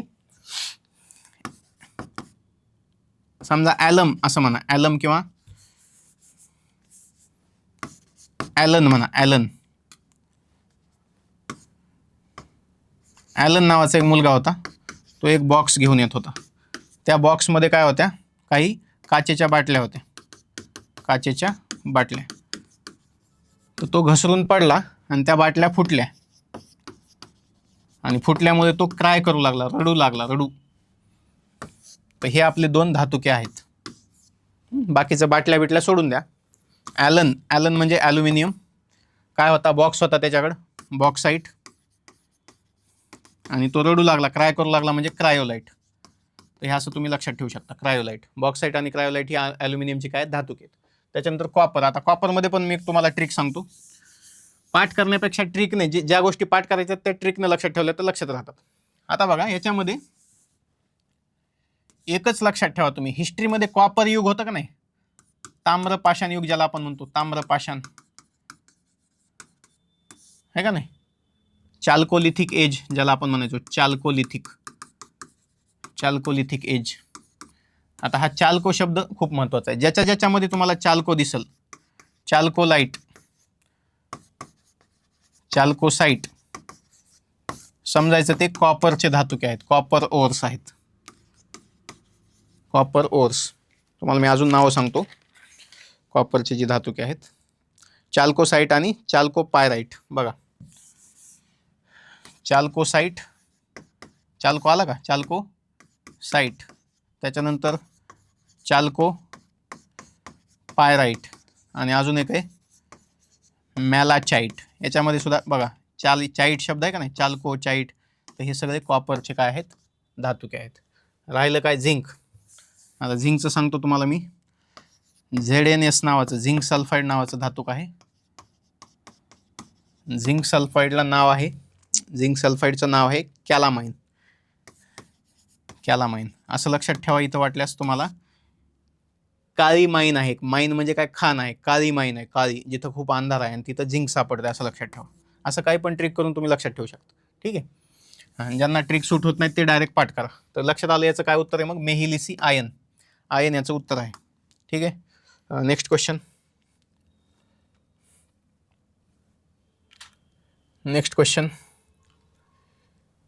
बघा इथं आपली केमिस्ट्री संपली, आता आपली बायोलॉजी सुरू झाली.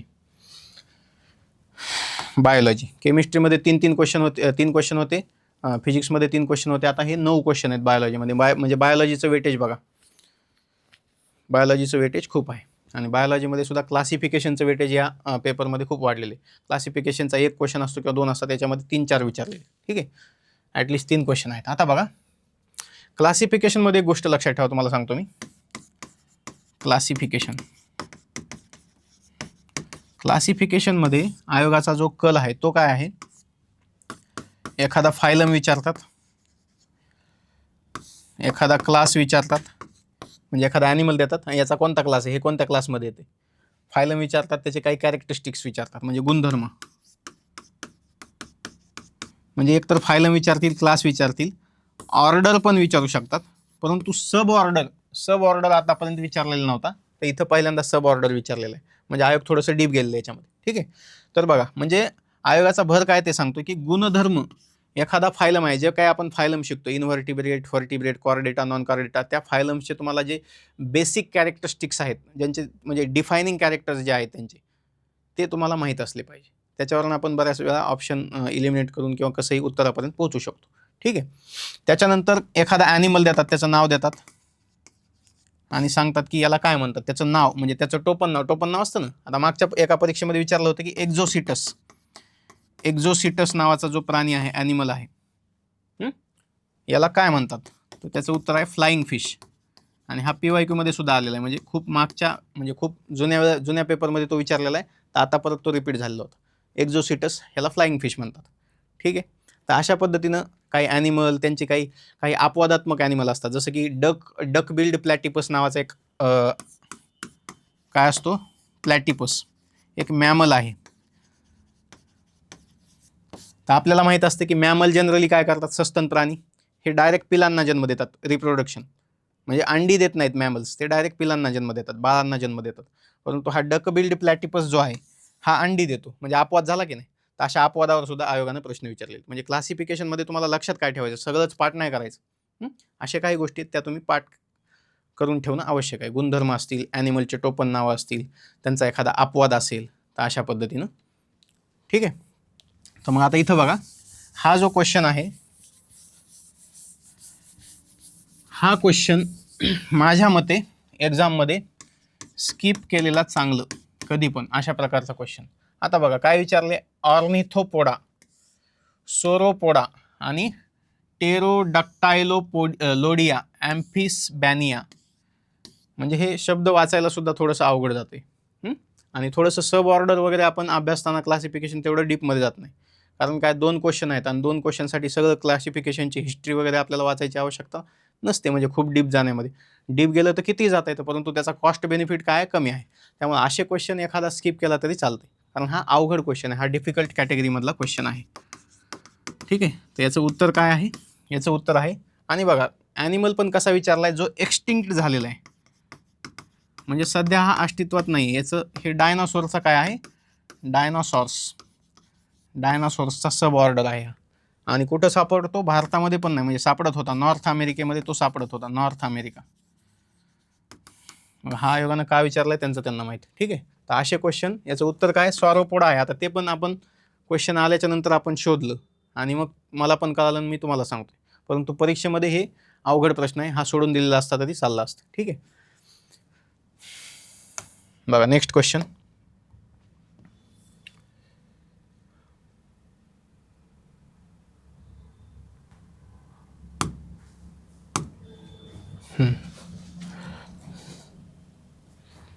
बघा हा क्वेश्चन डुएबल आहे, कारण हे आपण वाचलेले असतात प्राणी, आणि हे असे जे आहेत, तुम्हाला मी म्हणलं की नाव कशाला काय म्हणतात, हे बघा समुद्र काकडी, सी कुकुंबर, समुद्री पेन, सी पेन, हे जे काय त्यांचे नाव आहेत, त्यांना दिलेले नाव आहेत. तर हे पाठ करणं आपल्याला आवश्यक आहे. आणि बघा हा जो फायलम आहे, कोणता फायलम आहे, फायलम सिलेंट्रेटा. सिलेंट्रेटा असेल, त्याच्यानंतर ॲम्फिबिया असेल, आर्थ्रोपोडा असेल, मोलुस्का असेल, हे पुन्हा पुन्हा रिपीट होणारे फायलम आहेत. याच्यावर क्वेश्चन रिपीट झालेले. यांचे कॅरेक्टरिस्टिक्स असतील, गुणधर्म असतील, त्याच्यामधले ॲनिमल असतील, त्यांचं काही स्पेशल फीचर असेल, असे प्रश्न रिपीट झालेले आहेत. ठीक आहे. आता याच्यामध्ये झुरळाबद्दल विचारतात. त्याच्यानंतर ॲम्फिबियामध्ये सॅलामेंडर हा खूप वेळा रिपीट झालेला आहे. आता ह्या पेपरमध्ये सुद्धा मला वाटतं ऑप्शनमध्ये होता सॅलामेंडर, ॲम्फिबियन आहे. ठीक आहे. त्याच्यानंतर सिलेंट्रेटामध्ये कोरल्स वगैरे जे असतात, ज्याला आपण प्रवाळ म्हणतो, ज्याच्यापासून बेटं तयार होतात, सी कोरल्स, ते सुद्धा याच्यामध्ये विचारले जातात. ठीक आहे. मोलुस्कामध्ये गोगलगाय वगैरे, गोगलगाय, पिला, हे रिपीटिंग टॉपिक्स आहेत. तर हे तुम्हाला माहीत असणं गरजेचं आहे. बघा आता याच्यामध्ये हा जो क्वेश्चन आहे, समुद्री pen, sea pen, sea cucumber, blue coral आणि सी फॅन. आता बघा सिलेंट्रेटा हा जो संघ आहे, याला दुसरं नाव आहे निडारियन्स. याच्यामध्ये जे प्राणी येतात त्यांना निडारियन्स किंवा सिलेंट्रेट्स असं म्हटलं जातं. ठीक आहे. आता बघा अजून काही गोष्टी यांच्याबद्दल तुम्हाला सांगतो मी. हे जे असतात, याच्यामध्ये निडोब्लास्ट नावाच्या काही सेल असतात. निडोब्लास्ट, ज्याला म्हटलं जातं स्टिंगिंग सेल्स.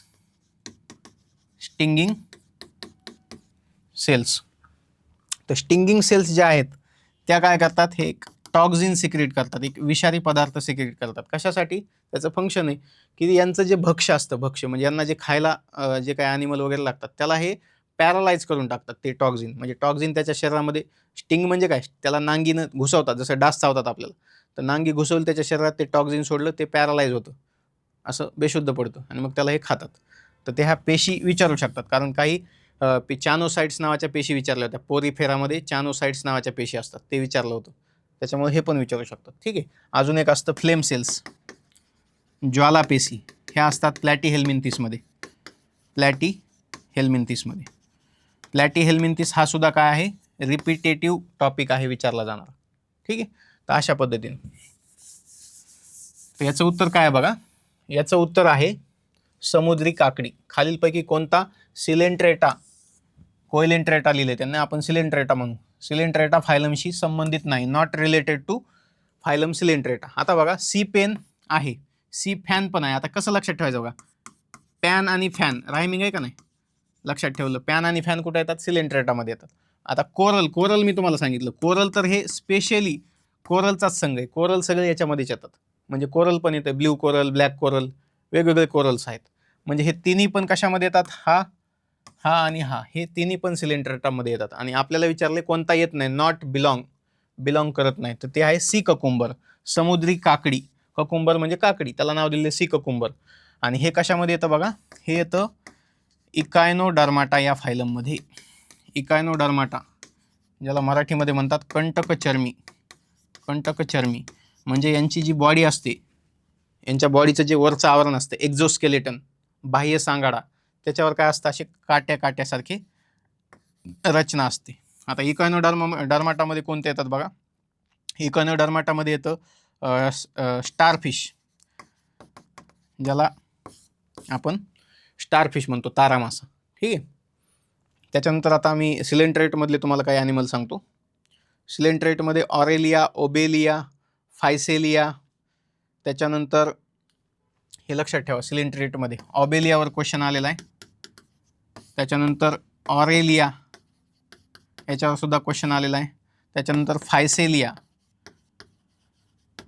फायसेलियाला म्हणतात पोर्तुगीज मॅन ऑफ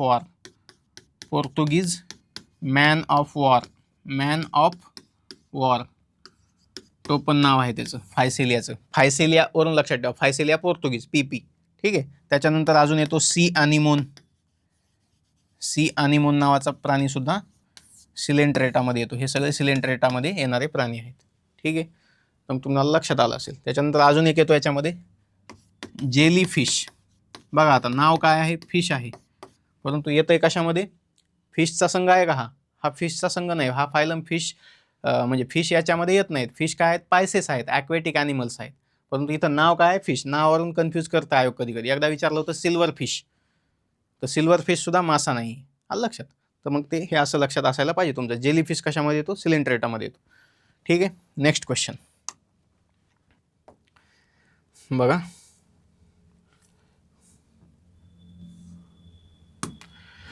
आता बघा, हा पण थोडासा इझी म्हणता येणार नाही, याला मॉडरेट म्हणू.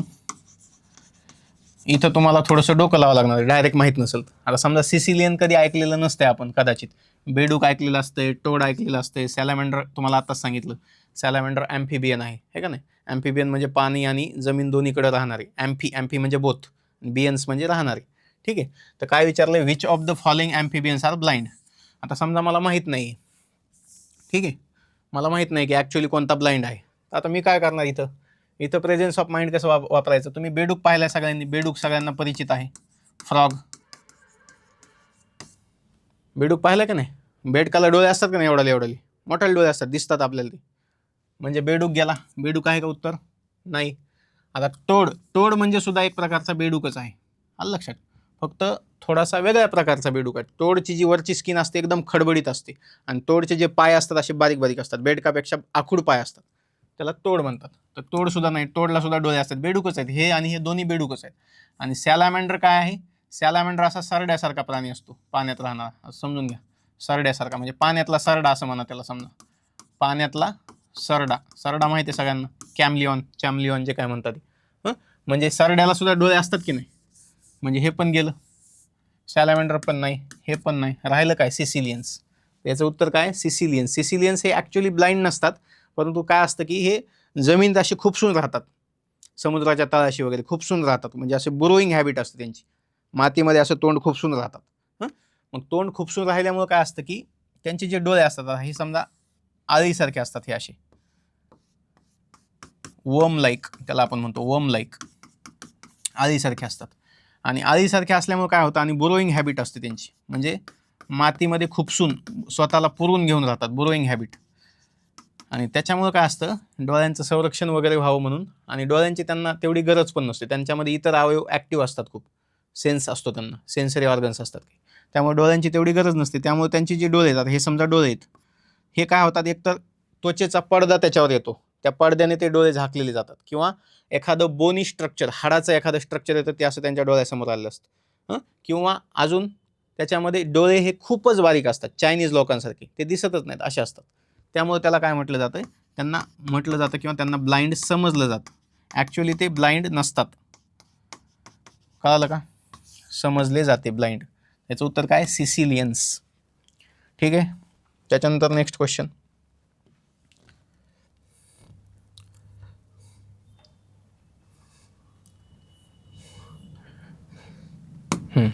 आता बघा, हे तर खूपच इझी क्वेश्चन होता, एकदम इझी, कारण हा डायरेक्ट PYQ, डायरेक्ट राज्यसेवेला विचारला होता, आणि ते पण आता लेटेस्ट 24च्या का 25च्या राज्यसेवेला विचारलेलं आहे. ठीक आहे. आता बघा, PYQ तर आहेच, PYQ तुम्ही वाचलेला असला तुम्हाला 100% उत्तर आलं असतं. समजा PYQ तुम्ही केलं नाही, तुम्हाला लक्षात येत नाही, तरी पण याच्या प्रश्नामध्ये त्याचं उत्तर आहे बघा. लिंबूवरील कॅन्कर रोग, कॅन्कर या रोगकारकामुळे होतो. कोणत्या कॉझल एजंटमुळे तो लिंबूवरील सिट्रस कॅन्कर हा रोग होतो. काय दिलंय डायरेक्ट, कशावरचा रोग आहे, लिंबावरचा. लिंबाला इंग्लिशमध्ये काय म्हणतात, लेमन, बरोबर. परंतु अजून दुसरं नाव काय लिंबाचं, सिट्रस.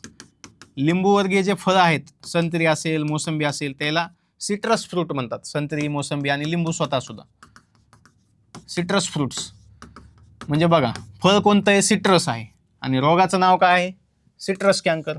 मग रोग त्याच्यावरच असेल ना, ज्याचं नाव आहे रोगामध्ये त्याच्यावरच रोग असेल, बरोबर आहे का नाही. म्हणजे उत्तर काय असेल मग, हे बघा ऑप्शनमध्ये काय, सिट्री. म्हणजे असं सुद्धा तुम्ही उत्तरापर्यंत पोहोचू शकला असतात, परंतु हे माहीत असणंच आवश्यक होतं, कारण हे एकदा दोनदा नाही, म्हणजे जवळपास 3 वेळेस हा PYQ मध्ये रिपीट झाला आहे, आता मागचा धरून, मागच्या परीक्षेत विचारलेला धरून. ठीक आहे. तरी पण बघा, आता झॅन्थोमोनास सिट्री हे उत्तर आहे. आता हे बाकीचे जे ऑप्शन आहेत, हे असेल, हे असेल आणि हे असेल, हे सगळे फंगल डिसीज आहेत. फंगल म्हणजे काय, कवकजन्य रोग आहेत, कवकजन्य, बुरशीजन्य ज्याला आपण म्हणतो. आता हा जो रोग आहे उस्टिलागो मेडिस, हा मकामध्ये, कॉर्नमध्ये हा रोग होतो. त्याच्यानंतर क्लॅव्हिसेप्स मायक्रोसिफॅला हा बाजरीमध्ये होतो, बाजरा, ज्याला आपण इरगॉट म्हणतो, त्या डिसीजला इरगॉट ऑफ बाजरा. ठीक आहे. आणि हे जे आहे स्पॅसिलोथेसिया स्वार्गी, स्पॅसिलोथेसिया, इथं पॅसिलोथेका दिले इथं. ठीक आहे, स्पॅसिलोथेका स्वार्गी. स्वार्गम म्हणजे काय, उच्चारामध्ये काय पडले आहे का नाही, स्वार्गम म्हणजे जवार, जवारचं नाव आहे स्वार्गम व्हल्गेर. स्वार्गम व्हल्गेर हे सायंटिफिक नाव आहे जवारचं, म्हणजे जवारीवर हा रोग असेल, जवारीवर पडत असेल, याला म्हटलं जातं स्मट ऑफ जवार, स्मट ऑफ जवार. ठीक आहे. तर हे बाकीचे सुद्धा लक्षात ठेवा. प्लांट पॅथॉलॉजी हा खूप महत्त्वाचा टॉपिक आहे, दरवर्षी दर परीक्षेमध्ये एक तरी क्वेश्चन याच्यावर असतो, कंबाईनमध्ये तर असतोच प्लांट पॅथॉलॉजीवर. ठीक आहे. त्याच्यामुळे हा टॉपिक चांगल्या पद्धतीने केला पाहिजे. ठीक आहे. बघा पुढचा क्वेश्चन बघा. आता इथून जे क्वेश्चन आहेत, इथून पुढचे दोन ते आहेत बॉटनी, मागचा पण बॉटनीचाच होता, पण हे बॉटनी किंवा ॲग्रो इकॉलॉजी ज्याला आपण म्हणतो, ॲग्रो इकॉलॉजी किंवा ॲग्रिकल्चर म्हणा, सरळ ॲग्रिकल्चरचे हे दोन क्वेश्चन आहेत. तसं तर आपण जॉग्राफीमध्ये सुद्धा सॉईल शिकत असतो, परंतु विज्ञानामध्ये विचारलेत, आपण विज्ञानामध्ये बघू. ठीक आहे. बघा काय विचारले, डॅश वनस्पतीच्या जोमदार वाढीसाठी सर्वोत्तम मृदा माती आहे.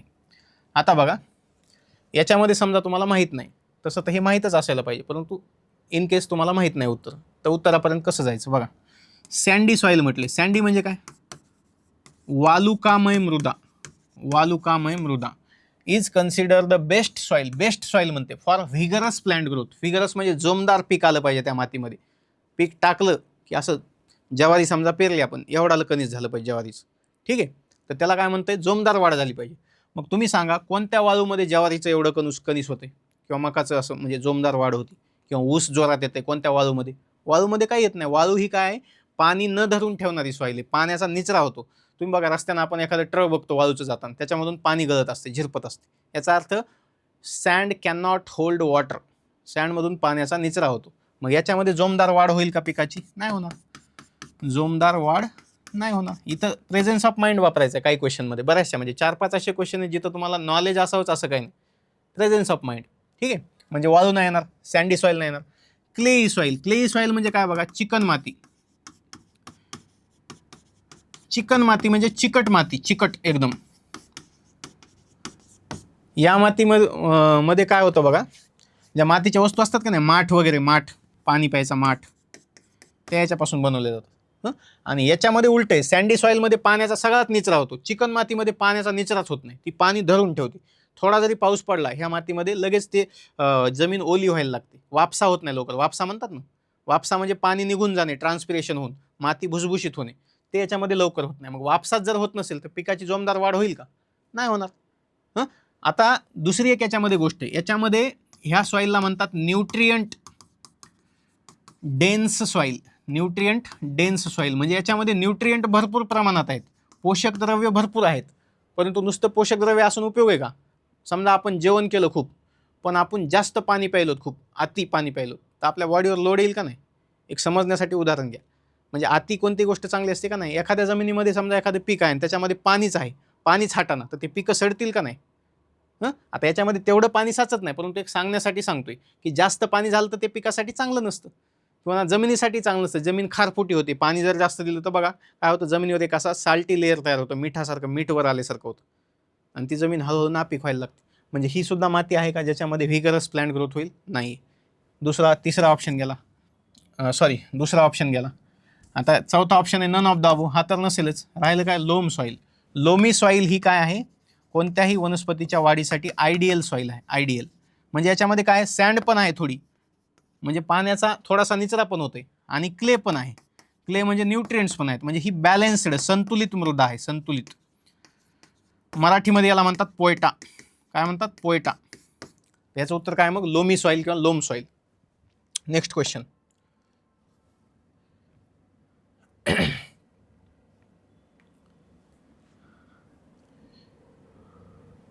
बघा, हे पण सोपा क्वेश्चन आहे, साधा क्वेश्चन आहे एकदम, शाळेत शिकतो आपण. काय? The loss of upper fertile layer of soil is non as. Directly उत्तर आलं पाहिजे, सॉईल इरोजन. आता बघा, समजा तरी पण आपल्याला माहीत नाही, तरी पण आपल्याला समजा माहीतच नाही, ठीक आहे. तर बघा इथं काय शब्द आहे? Soil erosion. सॉईलचं जाऊ द्या, इरोड होणे म्हणजे काय? जर इंग्लिश जरी चांगली असेल तुमची तरी सुद्धा या प्रश्नाचं उत्तर येते. इरोड होणे म्हणजे काय? इरोड होणे म्हणजे ऱ्हास होणे, ऱ्हास, नष्ट होणे. मग हे काय म्हणतं इथं? द लॉस म्हणजे नष्ट होणे. Loss of upper fertile layer. Soil अशी असते बघा, हे असे सॉईलचे लेअर असतात.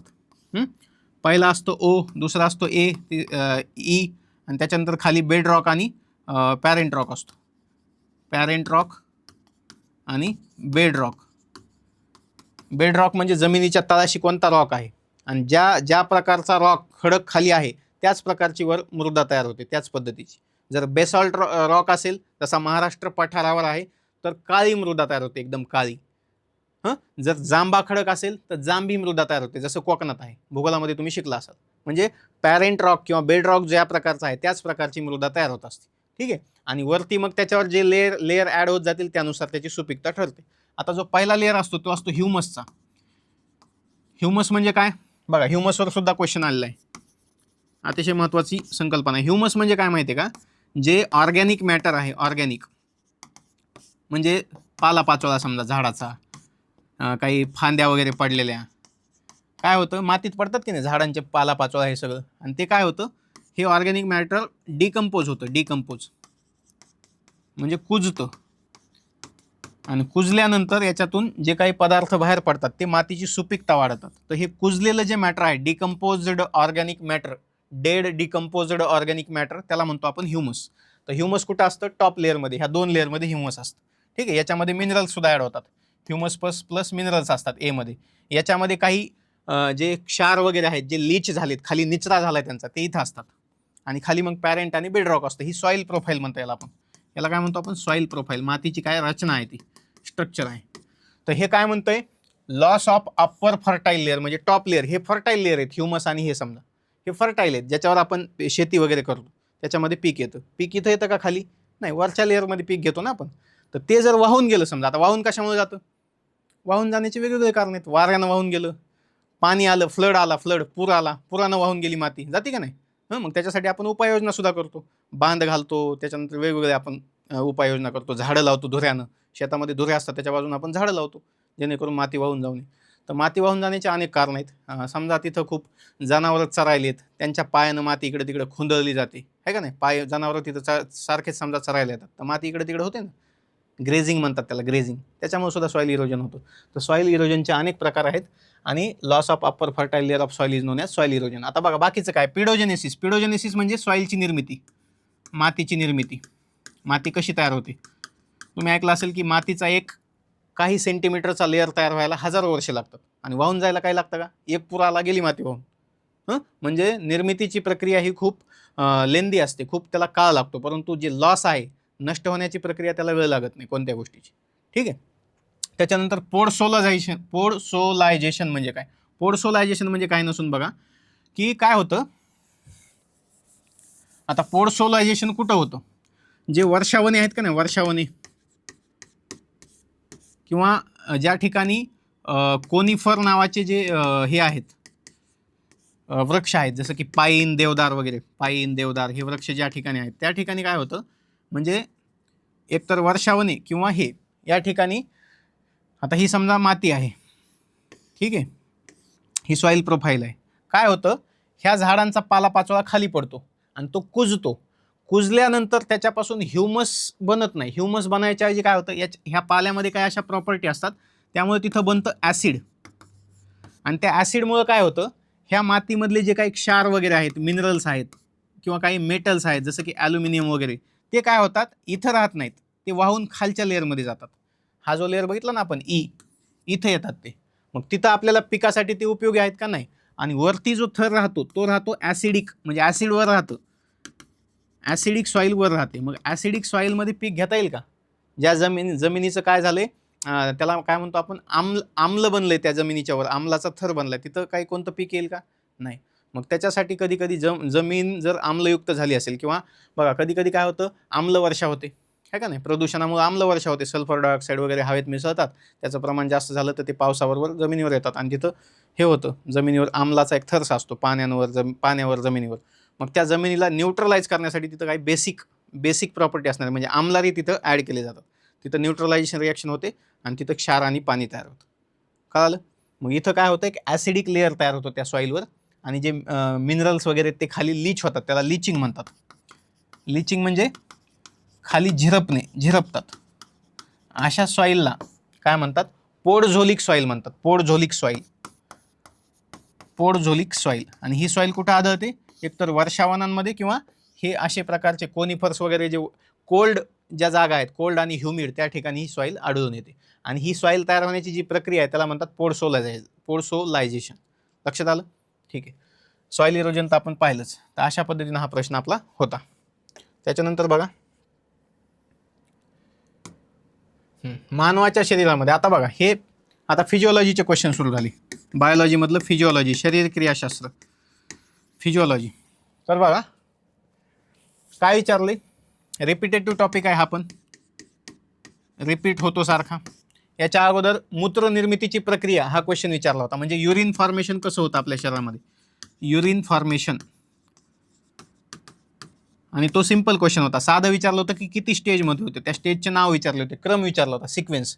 तर ते युरिन फॉर्मेशनचा जो सिक्वेन्स असतो तो काय असतो, अल्ट्रा फिल्ट्रेशन, त्याच्यानंतर असतं रिॲब्झॉर्प्शन आणि लास्ट असतं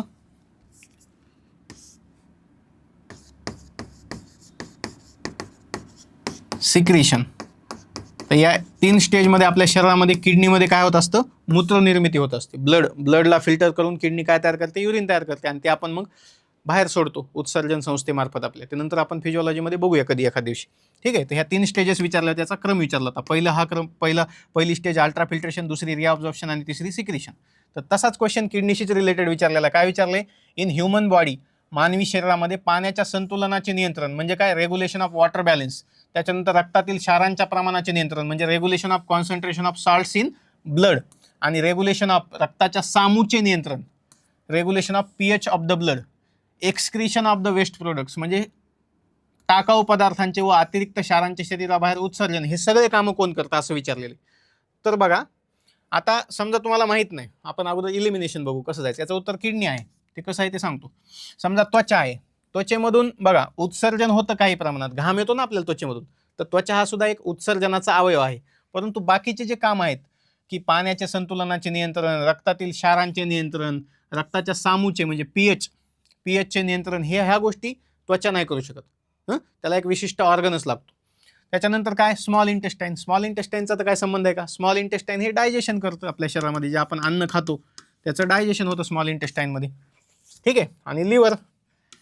आता लिव्हर आणि किडनीमध्ये समजा कन्फ्यूज होऊ शकतं. हे दोन तर आपण इलिमिनेट केले सहजासहजी, परंतु लिव्हर कोणाला वाटू शकतं की लिव्हर सुद्धा हे गोष्ट करतं. पण बघा लिव्हरमध्ये दोन गोष्टी होतात. एक तर होतं की बाईल प्रोडक्शन होतं, बाईल ज्यूस ज्याला आपण म्हणतो, जो आपल्या फॅट्स शरीरामध्ये जे आपण फॅट्स खातो आपल्या अन्नाद्वारे, स्निग्ध पदार्थ खातो, जे दूध असेल, तूप असेल, तेलकट पदार्थ, लिपिड्स, त्याचं जे डायजेशन आहे ते बाईल ज्यूसमध्ये होत असतं. इमल्सिफिकेशन ऑफ फॅट ज्याला आपण म्हणतो. तर ते लिव्हरचं काम आहे. दुसरी गोष्ट काय, लिव्हर आपल्या ह्याच्यामध्ये रक्तामध्ये युरिया तयार करण्याचं काम करतं. म्हणजे तुम्हाला जर कोणी विचारलं तर युरिया कुठं तयार होतं, तुम्हाला वाटू शकतं किडनीमध्ये, पण नाही. युरिया तयार होतो लिव्हरमध्ये. तो रक्ताद्वारे आणला जातो किडनीमध्ये आणि किडनी त्याला रक्तातून वेगळं करण्याचं काम करते. तर असे लिव्हरचे काही फंक्शन आहेत. अजूनही बरेचसे इम्पॉर्टंट फंक्शन आहेत. ग्लायकोजेनेसिस करतं लिव्हर. आपल्या बॉडीमधलं जे काही ग्लुकोजचं नियंत्रण वगैरे ते सुद्धा लिव्हर आणि पँक्रियाज मिळून करतात. ठीक आहे. तर लिव्हर हा इम्पॉर्टंट ऑर्गन आहे बॉडीमध्ये. परंतु हे जे कामं दिलेले आहेत, water salt balance, pH control of blood, हे लिव्हरचे कामं आहेत, हे किडनीचे काम आहेत. आता किडनी कसे करते हे कामं बघा. समजा आता बाकीचे कामं तुम्हाला माहिती आहेत. काय वॉटर सॉल्ट बॅलेन्स कसं करते किडनी? वॉटर सॉल्ट बॅलेन्स बघा, समजा आपण खूप पाणी पिलं ज्याची शरीराला तेवढी गरज नाही, आवश्यकता नाही, तर काय होतं आपल्या शरीरामध्ये, हे लक्षात ठेवा, PYQ आलेलं आहे. ADH नावाचं एक हार्मोन सिक्रेट होतं आपल्या बॉडीमध्ये. अँटी डाययुरेटिक हार्मोन त्याला म्हणतात. काय? Antidiuretic hormone. आणि हे हार्मोन काय होतं, आता हार्मोन तुम्हाला नंतर कळेल काय, जेव्हा आपण शिकू किंवा तुम्हाला माहिती असेल हार्मोन काय असतात. हार्मोन हे बॉडीमध्ये एक प्रकारचं काय, एक मॅसेंजर असतात, बॉडीला काय करायचं हे ते सांगतात. ठीक आहे. तर एक हार्मोन आहे. हे काय करतं मग, हे किडनीला सांगतं की बॉडीमध्ये पाणी जास्त झालंय, तू काय कर, पाणी सिक्रेट कर, म्हणजे पाणी सोडून दे. ठीक आहे. मग आपल्याला लघवीला येतं जास्त. आणि समजा उलटं झालं, आपल्या बॉडीमध्ये पाण्याची कमतरता आहे, परत हे हार्मोन काय करतं, हे हार्मोनचं सिक्रेशन कमी होतं मग, आणि किडनीला कळतं की काय, आपल्याला पाण्याची आवश्यकता आहे, मग आपल्याला तहान लागते. तर अशा पद्धतीनं वॉटरचा बॅलन्स होता आपल्या बॉडीमध्ये. जास्त असेल तर सोडून दिलं जातं, कमी असेल तर आपल्याला तहान लागते. त्याच्यानंतर साल्ट बॅलन्स कशी करते किडनी. आता बघा, साल्ट बॅलन्समध्ये काय होतं की आपल्या शरीरामध्ये एक अल्डोस्टेरॉन नावाचं एक हार्मोन सिक्रेट होतं. अल्डोस्टेरॉन. जेव्हा बॉडीमध्ये सोडियमची कमतरता असेल तेव्हा अल्डोस्टेरॉन सिक्रेट होतं, आणि अल्डोस्टेरॉन किडनीला सांगतं की सोडियमची कमतरता आहे. मग आता युरिन फॉर्मेशनची जर प्रक्रिया तुम्हाला माहीत असेल, त्याच्यामध्ये एक नेफ्रॉन नावाचा ऑर्गन असतो किडनीमध्ये. The functional and structural unit of kidney is called as nephron. ज्याला आपण काय म्हणतो, व्रक्काणू म्हणतो. किडनीला व्रक्क आणि त्याला व्रक्काणू म्हणतो. तर व्रक्काणूमध्ये जेव्हा युरिन फॉर्मेशन होत असते, मूत्रनिर्मिती होत असते, तेव्हा काय होत असतं, काही साल्ट बाहेर सोडले जातात, काही आतमध्ये घेतले जातात. रिअब्झॉर्प्शन, हेनलेचा लूप जो असतो ना असा नेफ्रॉनमध्ये, ह्या अशा पद्धतीनं नेफ्रॉन असतं बघा. आता एक रफ डायग्राम काढतो.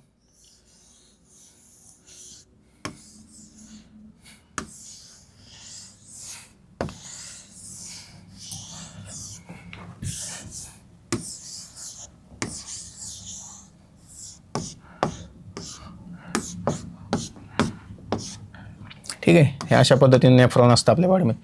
तर हा जो यूच्या आकाराचा जो भाग आहे त्याला म्हणतात हेनलेज लूप. तर याच्यामध्ये काय होतं, आपल्या शरीरामध्ये Na+K+ जे काही क्षार असतात, मिनरल्स असतात, ते बॉडीला आवश्यक असतील तर आतमध्ये घेतले जातात, बॉडीला आवश्यक नसतील तर बाहेर टाकले जातात. ठीक आहे. तर मग अशा पद्धतीनं किडनी काय करत असते, साल्ट बॅलन्स करत असते. आणि वॉटरचं तुम्हाला सांगितलं, वॉटर सॉल्ट बॅलन्स. आता किडनी रक्ताचा पीएच कसा मॅनेज करते बघा. पीएच म्हणजे काय ते आधी सांगतो. पीएच म्हणजे मराठीत सामू म्हणतो आपण. हा एक लॉग वगैरे, आता ते मॅथमॅटिक्समध्ये जायची गरज नाही, इथं सिम्पल सांगतो. पीएच म्हणजे काय की एखादी गोष्ट ॲसिडिक आहे, आम्लधर्मी आहे की बेसिक आहे, आम्लारी धर्मी आहे, आम्लारी धर्मी, ह्याचं मापन करणारी एक संकल्पना आहे, मापन, मेजरमेंट, की एखादी गोष्ट आम्लधर्मी आहे तर किती आम्लधर्मी आहे, जास्त आम्लधर्मी आहे का कमी आम्लधर्मी आहे. एखादी गोष्ट आम्लारी धर्मी आहे, बेसिक आहे, बेसिकला दुसरा शब्द आहे अल्कलाईन, तर ती किती अल्कलाईन आहे, कमी अल्कलाईन आहे का जास्त अल्कलाईन आहे, याची एक मोजपट्टी आहे, मोजपट्टी. पीएच म्हणजे काय आहे, मोजपट्टी. आणि ती काय असते, ती असते याच्यापर्यंत, काय म्हणतो आपण, 0 ते 7 आणि 7 ते 14 अशी मोजपट्टी असते. मग इथं 1, 2, 3 असं 7 पर्यंत, आणि इकडं 8, 9, 10, 14 पर्यंत. ज्या गोष्टीचा पीएच 7 असेल त्या गोष्टीला म्हटलं जातं उदासीन. काय म्हटलं जातं, उदासीन, न्यूट्रल. ठीक आहे. आणि ज्या गोष्टीचा पीएच 7च्या पुढे जातो ती झाली बेसिक, आणि ज्या गोष्टीचा पीएच 7च्या खाली जातो ती झाली ॲसिडिक. तर अशा पद्धतीने पीएचचं मापन केलं जातं. आपलं जे ब्लड असतं त्याचा जो सामू असतो ब्लडचा, तो असतो जनरली 7.4 ब्लड पीएच. ठीक आहे, 7.4. तर हा जो पीएच आहे तो मेंटेन करण्याचं काम सुद्धा किडनी करत असते, किडनी. मग ती कसं करते बघा, समजा शरीरामध्ये आपल्या ॲसिडिटी वाढली ब्लडमध्ये, तर किडनी काय करते माहिती आहे का, किडनी जे वृक्क आहे, मूत्रपिंड, ते हायड्रोजन आयन बाहेर टाकतं म्हणजे आपल्या युरिनमध्ये ढकलतं हायड्रोजन आयन्सला. हायड्रोजन आयन म्हणजे ॲसिडिटी असते, H+ आयन. तर जेव्हा ॲसिडिटी वाढते तेव्हा H+ आयन ते ह्याच्यामध्ये सिक्रेट करतं, कशामध्ये, आपल्या लघवीमध्ये, मूत्रामध्ये. आणि जर ॲसिडिटी कमी असेल तर हायड्रोजन आयन रिॲब्झॉर्ब केले जातात. आपण 3 स्टेजेस बघितल्या ना, अल्ट्राफिल्ट्रेशन, रिॲब्झॉर्प्शन आणि सिक्रेशन. तर जर आवश्यकता असेल तर रिॲब्झॉर्ब करतं, नसेल तर सोडून देतं, सिक्रेट करतं. आणि अशा पद्धतीने आपल्या रक्ताचा सामू बॅलन्स केला जातो, पीएच. ठीक आहे. किंवा समजा बॉडीमध्ये किडनी कधी कधी काय करते, HCO3 नावाचे, याला आपण म्हणतो कार्बोनेट आयन्स, बायकार्बोनेट आयन्स तयार करते. हे बेसिक असतात. शरीरामध्ये ॲसिडिटी वाढली तर बायकार्बोनेट आयन्स तयार करते किडनी, आणि मग ॲसिड आणि बेसचं काय होतं, रिॲक्शन होतं, न्यूट्रलायझेशन रिॲक्शन होते, आणि ॲसिड न्यूट्रलाइज होतं. कळलं. तर अशा पद्धतीनं किडनी आपल्या शरीरामध्ये काम करत असते. ठीक आहे. एखाद दिवशी आपण डिटेलमध्ये किडनी बघू, किंवा हार्ट. अजून लेक्चर आपल्या चॅनलवर येतच राहतील, तर तुम्ही अशीच चॅनलला भेट देत राहा. ठीक आहे. आता बघा नेक्स्ट क्वेश्चन, हे किडनीचं तुम्हाला समजलं असेल.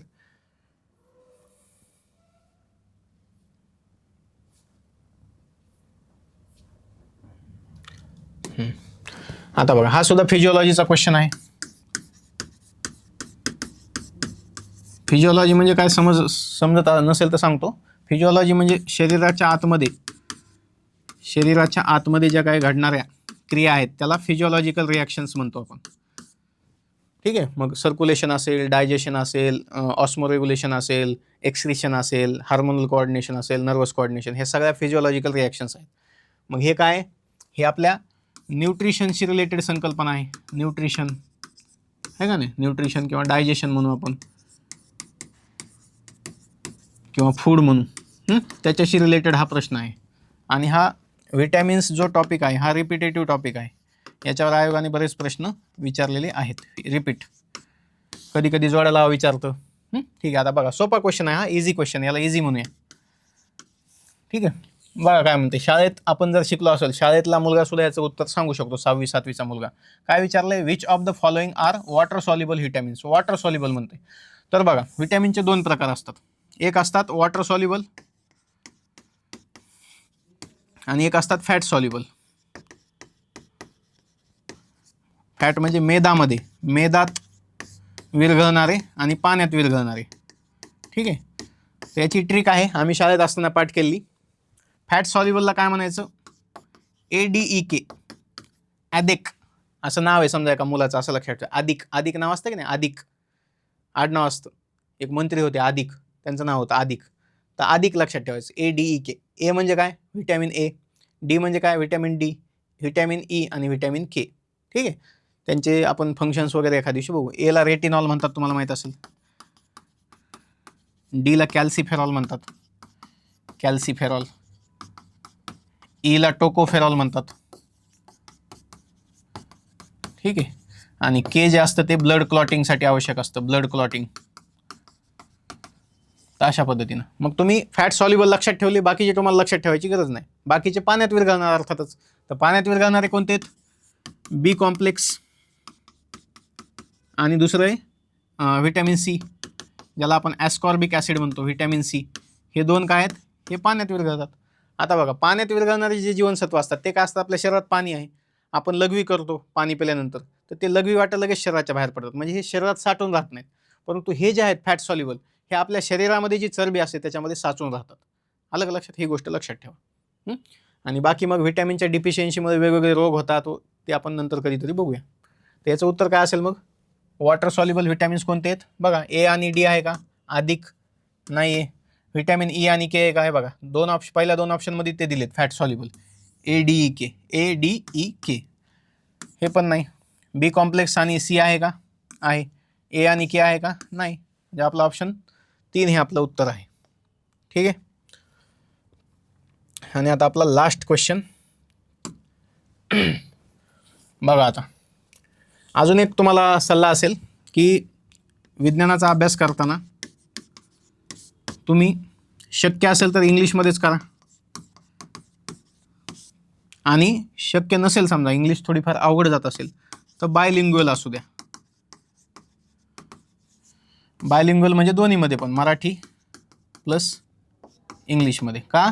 कारण बघा, ह्या प्रश्नामध्ये तुम्हाला कळलं काय विचारलंय. प्रमस्तिष्क मेरुद्रव कसं वाटतं वाचायला? पुन्हा काय? मेंदूच्या पोकळीतील कोराइड प्लेक्ससमध्ये तयार झालेला व सब आराक्नॉइड पोकळीमधून मेंदू व मज्जारज्जू भोवती फिरणारा द्रव पदार्थ आहे. कसं वाटतंय? काय कळाले का? शक्यतो कळत नाही, कारण एकदम शुद्ध मराठी वापरलेली. त्यामुळे इंग्लिशमध्ये वाचायचं. बघा, आता इंग्लिशमध्ये काय म्हणते? The cerebrospinal fluid, CSF, cerebrospinal fluid is a secretion produced by, हे थोडंसं सिंपल वाटतंय का नाही? The choroid plexus and circulating in subarachnoid space around the brain and spinal cord. Consider the following sentences in this regard. म्हणजे त्यांनी बघा, आता ह्याच्यामध्ये मी जी तुम्हाला माहिती सांगणार होतो ती सगळी त्यांनीच दिली ऑलरेडी.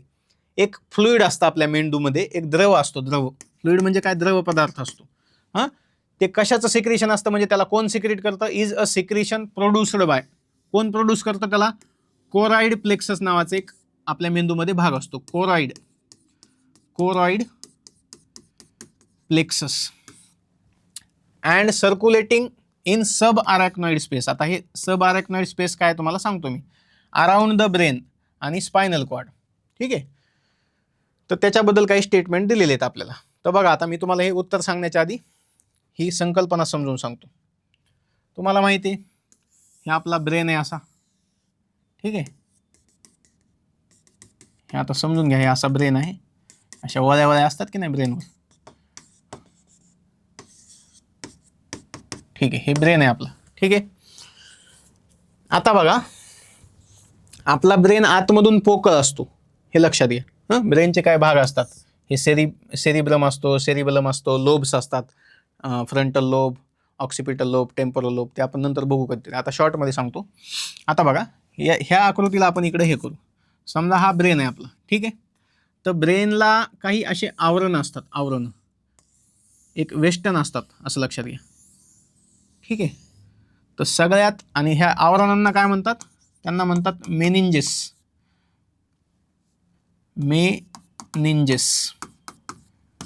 ठीक आहे. तर सगळ्यात ब्रेन, आता हे ब्रेन आहे आपला, ब्रेनच्या स्किनला एकदम खेटून, हे बघा, हा आपला ब्रेन आहे. ठीक आहे. आणि याला एकदम असं खेटून एक आवरण असतं, एकदम चिपकून, त्याला म्हणतात पायामॅटर. काय म्हणतात? पायामॅटर. पायामॅटरच्या वर अजून एक आवरण असतं, ही मध्ये रिकामी जागा आहे आणि हे एक आवरण आहे, त्याला म्हणतात अरॅक्नॉइड मॅटर. अरॅक्नॉइड मॅटर. ठीक आहे. आणि सगळ्यात बाहेर असतं हे, ह्याला म्हणतात ड्युरा मॅटर. तर असे हे 3 तिथं एक आवरण असतात, वेस्टर्न असतात ब्रेनला, आणि त्यांना काय म्हटलं जातं? पायामॅटर. फ्रॉम इनसाइड टू आउटसाइड, आतमधून बाहेर क्रमानं पायामॅटर, अरॅक्नॉइड मॅटर आणि ड्युरा मॅटर. ठीक आहे. मग ब्रेनला चिकटून कोणतं आहे? पाया मॅटर आहे. पाया मॅटरच्या नंतर कोणतं आहे? अरॅक्नॉइड मॅटर. आणि मध्ये ही जागा आहे का नाही, याला म्हणतात सब अरॅक्नॉइड स्पेस. आता ह्यांना मराठी शब्द मला पण माहीत नाहीत, हे तुम्हाला असंच लक्षात ठेवावं लागेल. ठीक आहे. आणि मराठी शब्द असतील तरी खूप अवघड असतील, त्यामुळे हे असंच लक्षात ठेवा की कशाला काय म्हणतात. ठीक आहे. तर पाया मॅटर ब्रेनला चिकटून एकदम, आणि ब्रेनच्या बाहेर कोणतं आहे? अरॅक्नॉइड मॅटर थोडंसं. आणि दोघी पाया मॅटर आणि अरॅक्नॉइड मॅटरच्या मध्ये अशी जागा आहे, आणि त्या जागेला काय म्हटलंय? सब अरॅक्नॉइड स्पेस. तर ह्या सब अरॅक्नॉइड स्पेसमध्ये असं एक फ्लुइड असते, हे फ्लुइड आहे. ठीक आहे. हे असं फ्लुइड भरलेलं आहे, आणि यालाच म्हटलं जातं सेरिब्रो स्पायनल फ्लुइड. आणि हे फ्लुइड फक्त ब्रेनमध्येच नाही, हे असं कंटिन्यू आपला ब्रेनला जोडून काय पाठीमाग आपल्या स्पायनल कॉर्ड आहे, तर त्याच्यामध्ये सुद्धा सेम स्ट्रक्चर आहे. आता हा समजा स्पायनल कॉर्ड आहे, याच्या भोवती असणार हे असं, हे असे आवरण असणार. ठीक आहे, सेम. तर हे सेरिब्रो स्पायनल फ्लुइड जे आहे त्याचं काम काय बघा. आता त्याला आपण शॉर्टमध्ये म्हणतो CSF. तर CSFचं काम काय? पहिलं काम आहे ब्रेनला न्यूट्रिशन पुरवणं. आता काही जण म्हणतील मग ब्लड काय करते? तर ब्लड इथपर्यंत आणून देते न्यूट्रिशन, आणि मग ते सेरिब्रो स्पायनल फ्लुइड तिथून पुढे ब्रेनला पुरवण्याचं काम करते न्यूट्रिशन. त्यानंतर ब्रेनला ऑक्सिजन पुरवणं, न्यूट्रिशन ऑक्सिजन. त्याच्यानंतर इट ॲक्ट्स ॲज शॉक ॲब्झॉर्बर. ब्रेनला आपल्या काही इजा होऊ नये वगैरे म्हणून, एक आपल्या समजा डोक्याला काही लागलं तर हे जे सेरिब्रो स्पायनल फ्लुइड आहे तिथं ते शॉक जो आहे, तो आघात, तो स्वतःवर घेतं, ते ब्रेनपर्यंत पोहोचू देत नाही. आलं लक्षात? त्या पद्धतीनं. तर अशा पद्धतीनं हे याचे काही फंक्शन आहेत. ब्रेनचं प्रोटेक्शन करतं एक प्रकारे, प्रोटेक्शन. तर ह्याला काय म्हणतात? Cerebrospinal fluid. आणि कोणत्या भागाद्वारे हे तयार केलं जातं ब्रेनमधल्या? Choroid plexus. Choroid plexus. तर अशा पद्धतीनं याची माहिती आहे. आणि मग हे जे बघितलं आपण, पाया मॅटर, अरॅक्नॉइड मॅटर, ड्युरा मॅटर, आणि ह्याच्या सगळ्याच्या बाहेर काय असते? आपली कवटी असते, कवटी, ज्याला आपण काय म्हणतो? क्रेनियम म्हणतो. ठीक आहे. तर अशा पद्धतीनं हे ब्रेन आहे. त्यात आपला क्वेश्चन काय होता ते आपण बघूया. बघा,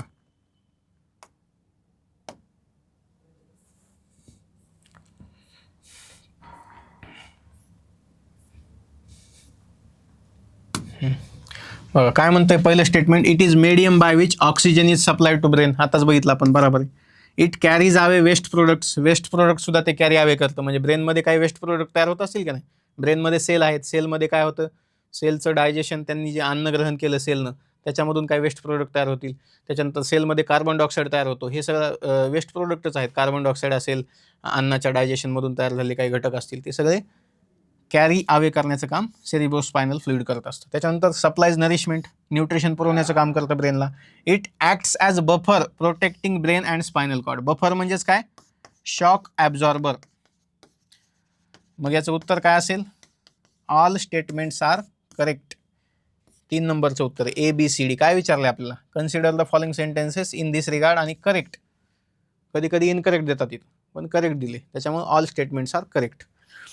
तर अशा पद्धतीनं कंबाईन B 2026 14 जूनला झालेला पेपर आपण इथं पाहिलेला ॲनालिसिस. मी माझ्या पद्धतीनं जसं मला जमेल त्या पद्धतीनं तुम्हाला सांगण्याचा प्रयत्न केलेला आहे.